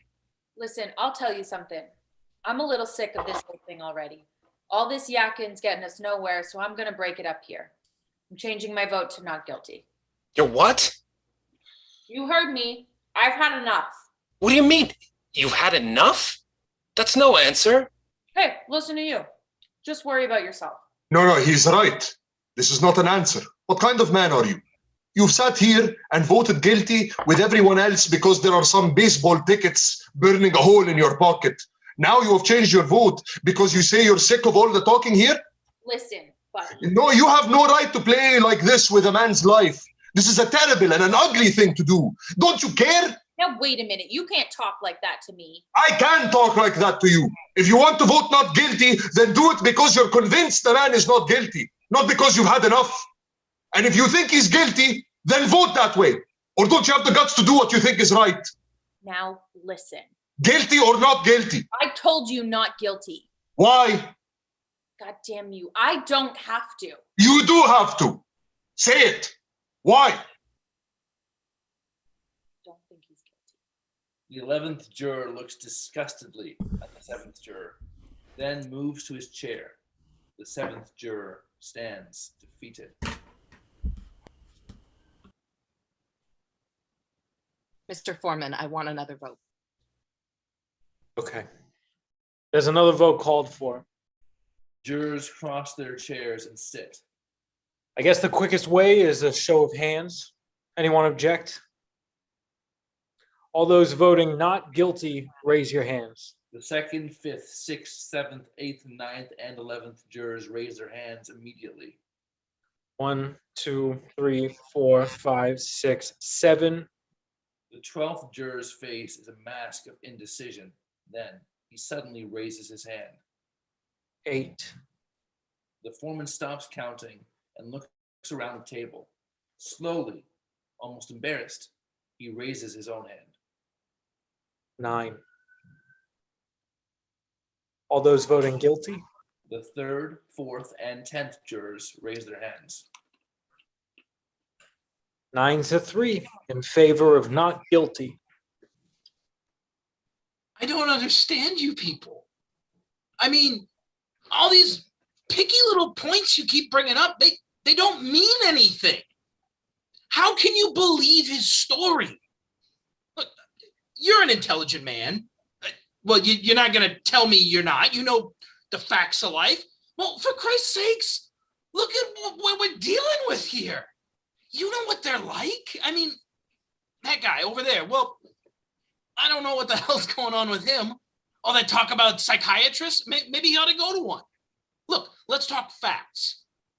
These people are born to lie. Now, it's the way they are, and no intelligent man is going to tell me otherwise. They don't know what the truth is. Take a look at them. They are different. They think different. They act different. For instance, they don't need any big excuse to kill someone. 5th juror crosses to the washroom door. Well, that's true. Everybody knows it. They get drunk on wine or something cheap like that. Oh, they're very big drinkers. The 5th juror goes into the washroom, slams the door behind him. Smart guy. Look at him, for Christ's sakes. What does that mean, slamming the door? Look, and then the drunk, and all of a sudden, bang, somebody's lying dead in the gutter. Okay, nobody's blaming them for it. That's how they are. By nature, you know what I mean? Violent. Human life don't mean as much to them as it does to us. The 11th juror rises and crosses to the washroom door. He follows the 5th juror. Where are you going? The 11th juror does not reply and goes into the washroom. Well, while you're in there, clean out your ears. Maybe you'll hear something. The 4th juror rises and moves to the window. Look, you listen to me now. These people are boozing it up and fighting all the time. And if somebody gets killed, so somebody gets killed, they don't care. Family don't mean nothing to them. They breed like animals. Fathers, mothers, that doesn't mean anything. Sure, there are some good things about them. Look, I'm the first to say that. I've known some who are okay, but that's the exception. Do you know you're a sick man? Sick? Why don't you sit down? You old son of a bitch. Who the hell are you? The 6th juror moves toward the 9th juror. The 12th juror steps between the 9th and 10th jurors. No. Who the hell is he to me to tell me that? Sick. Look at him. He can hardly stand up. Listen, I'm speaking my piece here, and you're going to listen. The 9th juror moves to the window. Maybe if you just quieted down. I will like hell quiet down. There is not a one of them. Not one who's any good. Now do you hear that? Not one. Now let me lay this out for you. Ignorant bastards. You at the window. You're so goddamn smart. We're facing a danger here. Don't you know it? These people are multiplying. That kid on trial, his type, they're multiplying 5 times as fast as we are. That's the statistic. 5 times. And they are wild animals. They're against us. They hate us. They want to destroy us. That's right. Oh, don't look at me like that. There's a danger.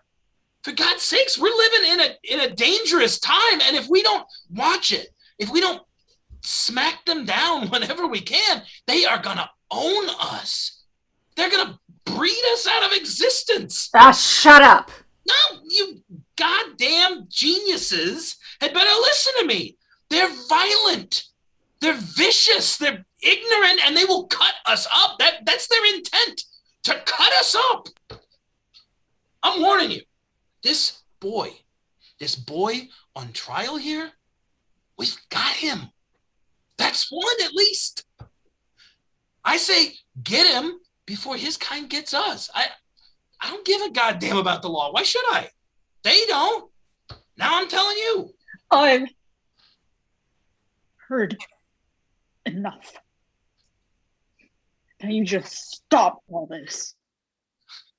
How would you like me to cave your head in for you, you smart little bastard? Where the hell do you get the gall? We've heard enough. Sit down. And don't open your filthy mouth again. The 4th and 10th jurors stare at each other. Finally, the 10th juror turns away, across to a chair, and sits with his back to the others. The other jurors, including the 5th and 11th jurors, slowly cross to their seats. It's very hard to keep personal prejudice out of a thing like this. No matter where you are, you run into it. Prejudice obscures the truth. Well, I don't think any real damage has been done here because I don't really know what the truth is. No one ever will, I suppose. None of us now seem to feel that the defendant is innocent, but we're just gambling on probabilities. We may be wrong. We may be trying to return a guilty man to the community. No one really knows. But we have a reasonable doubt. And this is a safeguard that has enormous value in our system. No jury can declare a man guilty unless it's sure. We 9 can't understand how you 3 are still so sure. Maybe you can tell us. I'll try. You've made some excellent points. The last one, in which you argued that the boy wouldn't have made the kind of overhand stab wounds that killed his father, was very persuasive. But I still believe the boy is guilty of murder. I have 2 reasons. 1, the evidence given by the woman across the street who actually saw the murder committed. And how, brother? As far as I'm concerned, that's the most important testimony in the whole case. And 2, the fact that this woman described the stabbing by saying she saw the boy raise his arm over his head and plunge the knife down into his father's chest. She saw him do it the wrong way. That's right. That's absolutely right.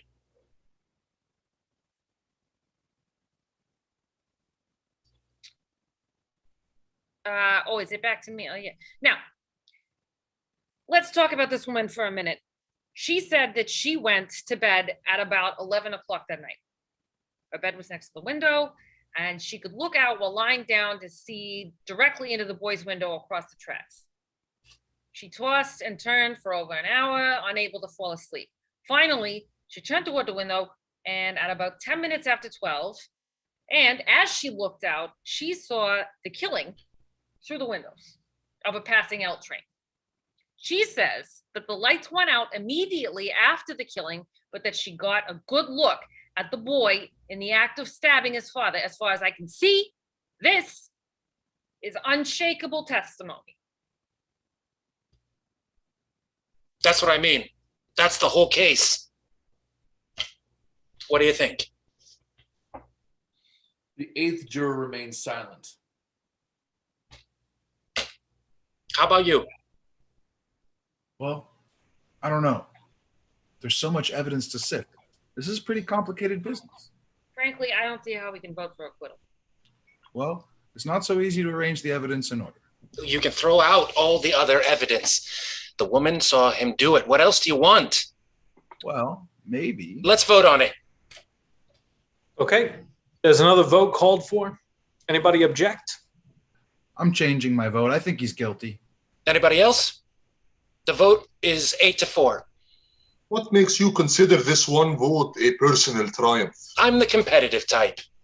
Okay, now here's what I think. I think we're a hung jury. Let's take it inside to the judge.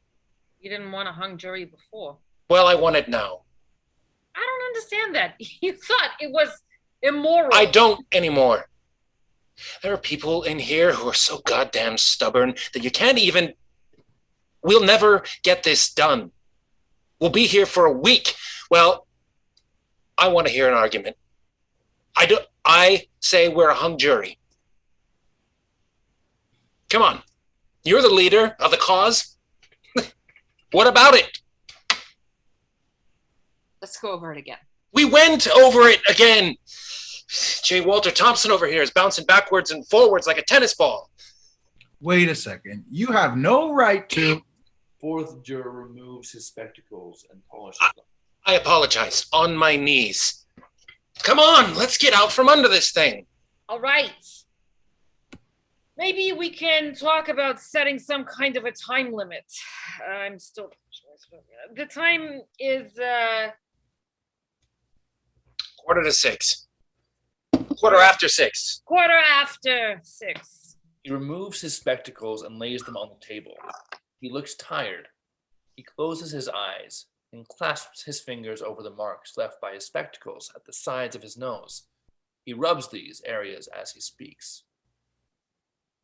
Someone before mentioned 7 o'clock.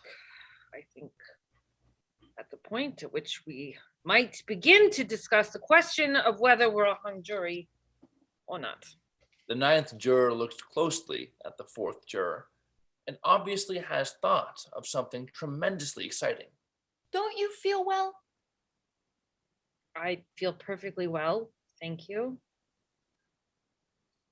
I was saying that 7 o'clock would be a reasonable time. The reason I asked about that was because you were rubbing your nose. Like, I'm sorry for interrupting, but you made a gesture that reminded me. I'm just trying to settle something here. Do you mind? No, I think this is important. Very well. Thank you. I'm sure you'll pardon me for this, but I was wondering why you were rubbing your nose like that. Oh, come on now, will you please? Right now, I happen to be talking to this gentleman here. Now, why were you rubbing your nose?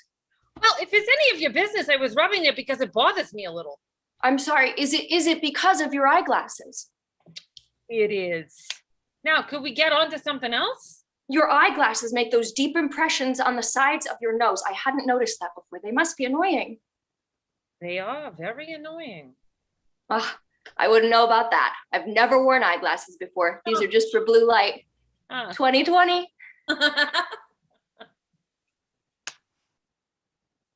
Listen, will you come on already with the optometrist bit?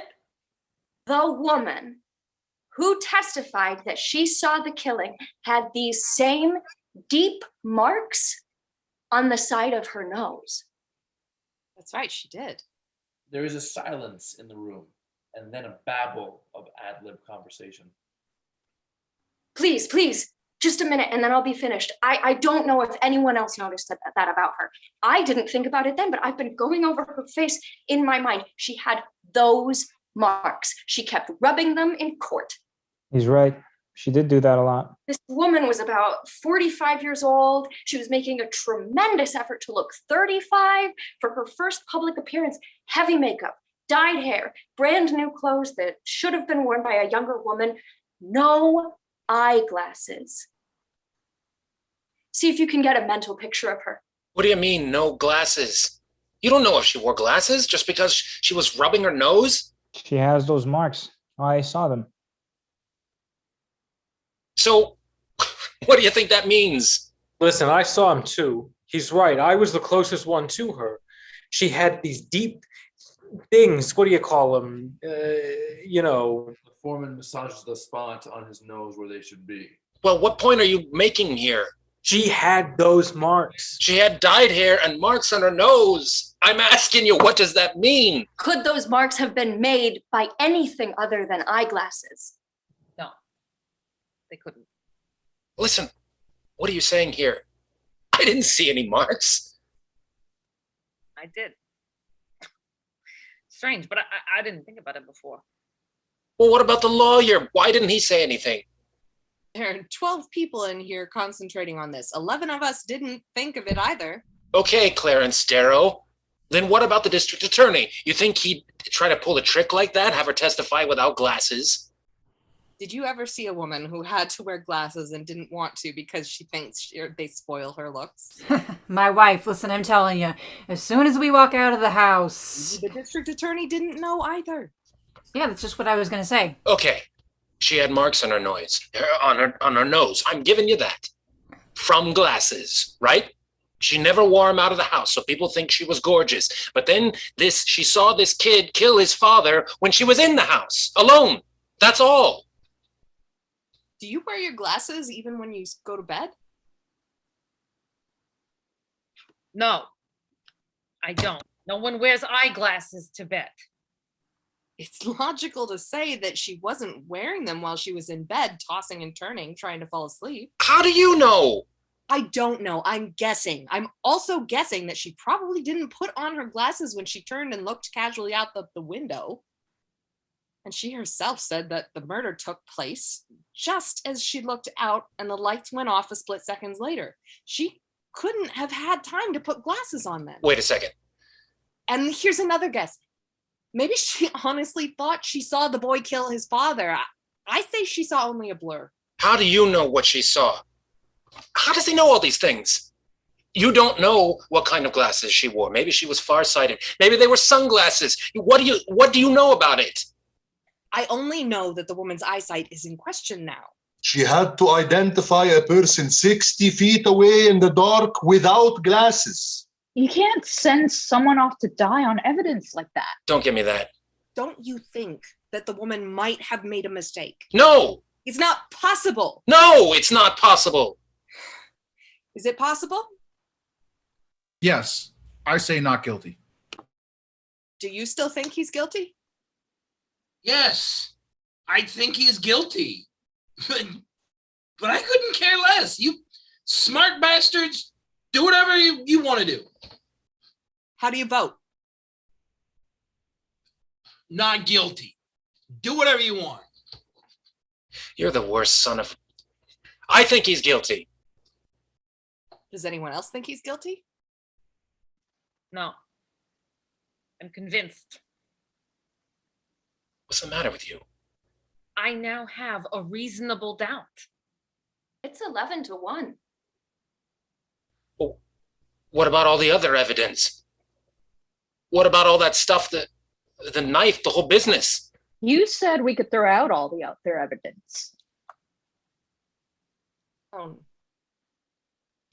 I don't care whether I'm alone or not. It's my right. It's your right. Well, what do you want? I say he's guilty. We want your arguments. I gave you my arguments. We're not convinced. We want to hear them again. We have as much time as it takes. Everything. Every single thing that came out of that courtroom, but I mean everything, says he's guilty. Do you think I'm an idiot or something? You lousy bunch of bleeding hearts, you're not gonna intimidate me. I'm entitled to my opinion. I can sit in this goddamn room for a year. Somebody say something. The others watch silently. Why don't you take that stuff about the old man? The old man who lived there and heard everything. Or take the knife. What? Just because he found one like it. The old man saw him right there on the stairs. What's the difference? How many seconds it took? What's the difference? Every single thing. The knife falling out through a hole in his pocket. You can't prove that he didn't get to the door.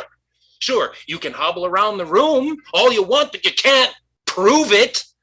I'm telling you, every single thing that went on has been twisted and turned in here. That business with the glasses? How do you know what she didn't have them on? The woman testified in court. Well, what do you want? That's it. The others are silent.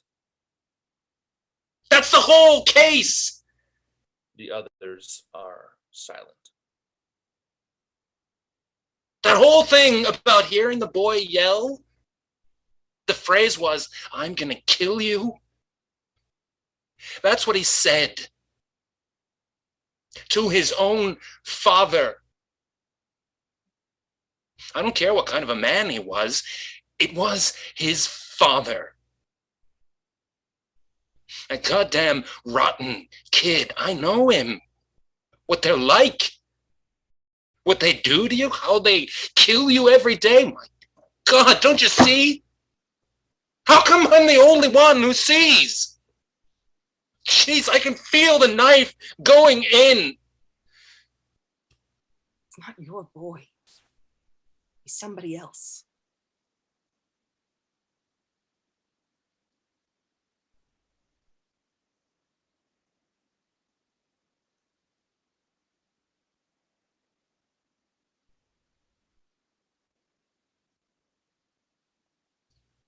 Let him live. Pause.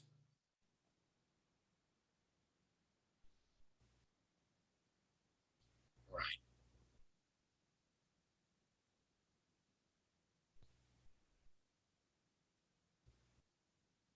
Not guilty. The foreman moves to the door and knocks on it. The guard unlocks the door and enters. We have a verdict. All right, gentlemen, take your seats in the jury box. The guard exits. The foreman and the other jurors collect their jackets, etc., and all except the third and the eighth jurors follow him off. The third juror remains seated. Finally, only he and the eighth juror remain in the room. The eighth juror puts on his own jacket and brings the third juror's jacket to him. The third juror rises. The eighth juror helps him on with his jacket. The third juror exits. The eighth juror follows, but pauses at the door and looks back at the empty jury room. The knife still sticks into the table. The eighth juror exits. The rain has stopped. Curtain.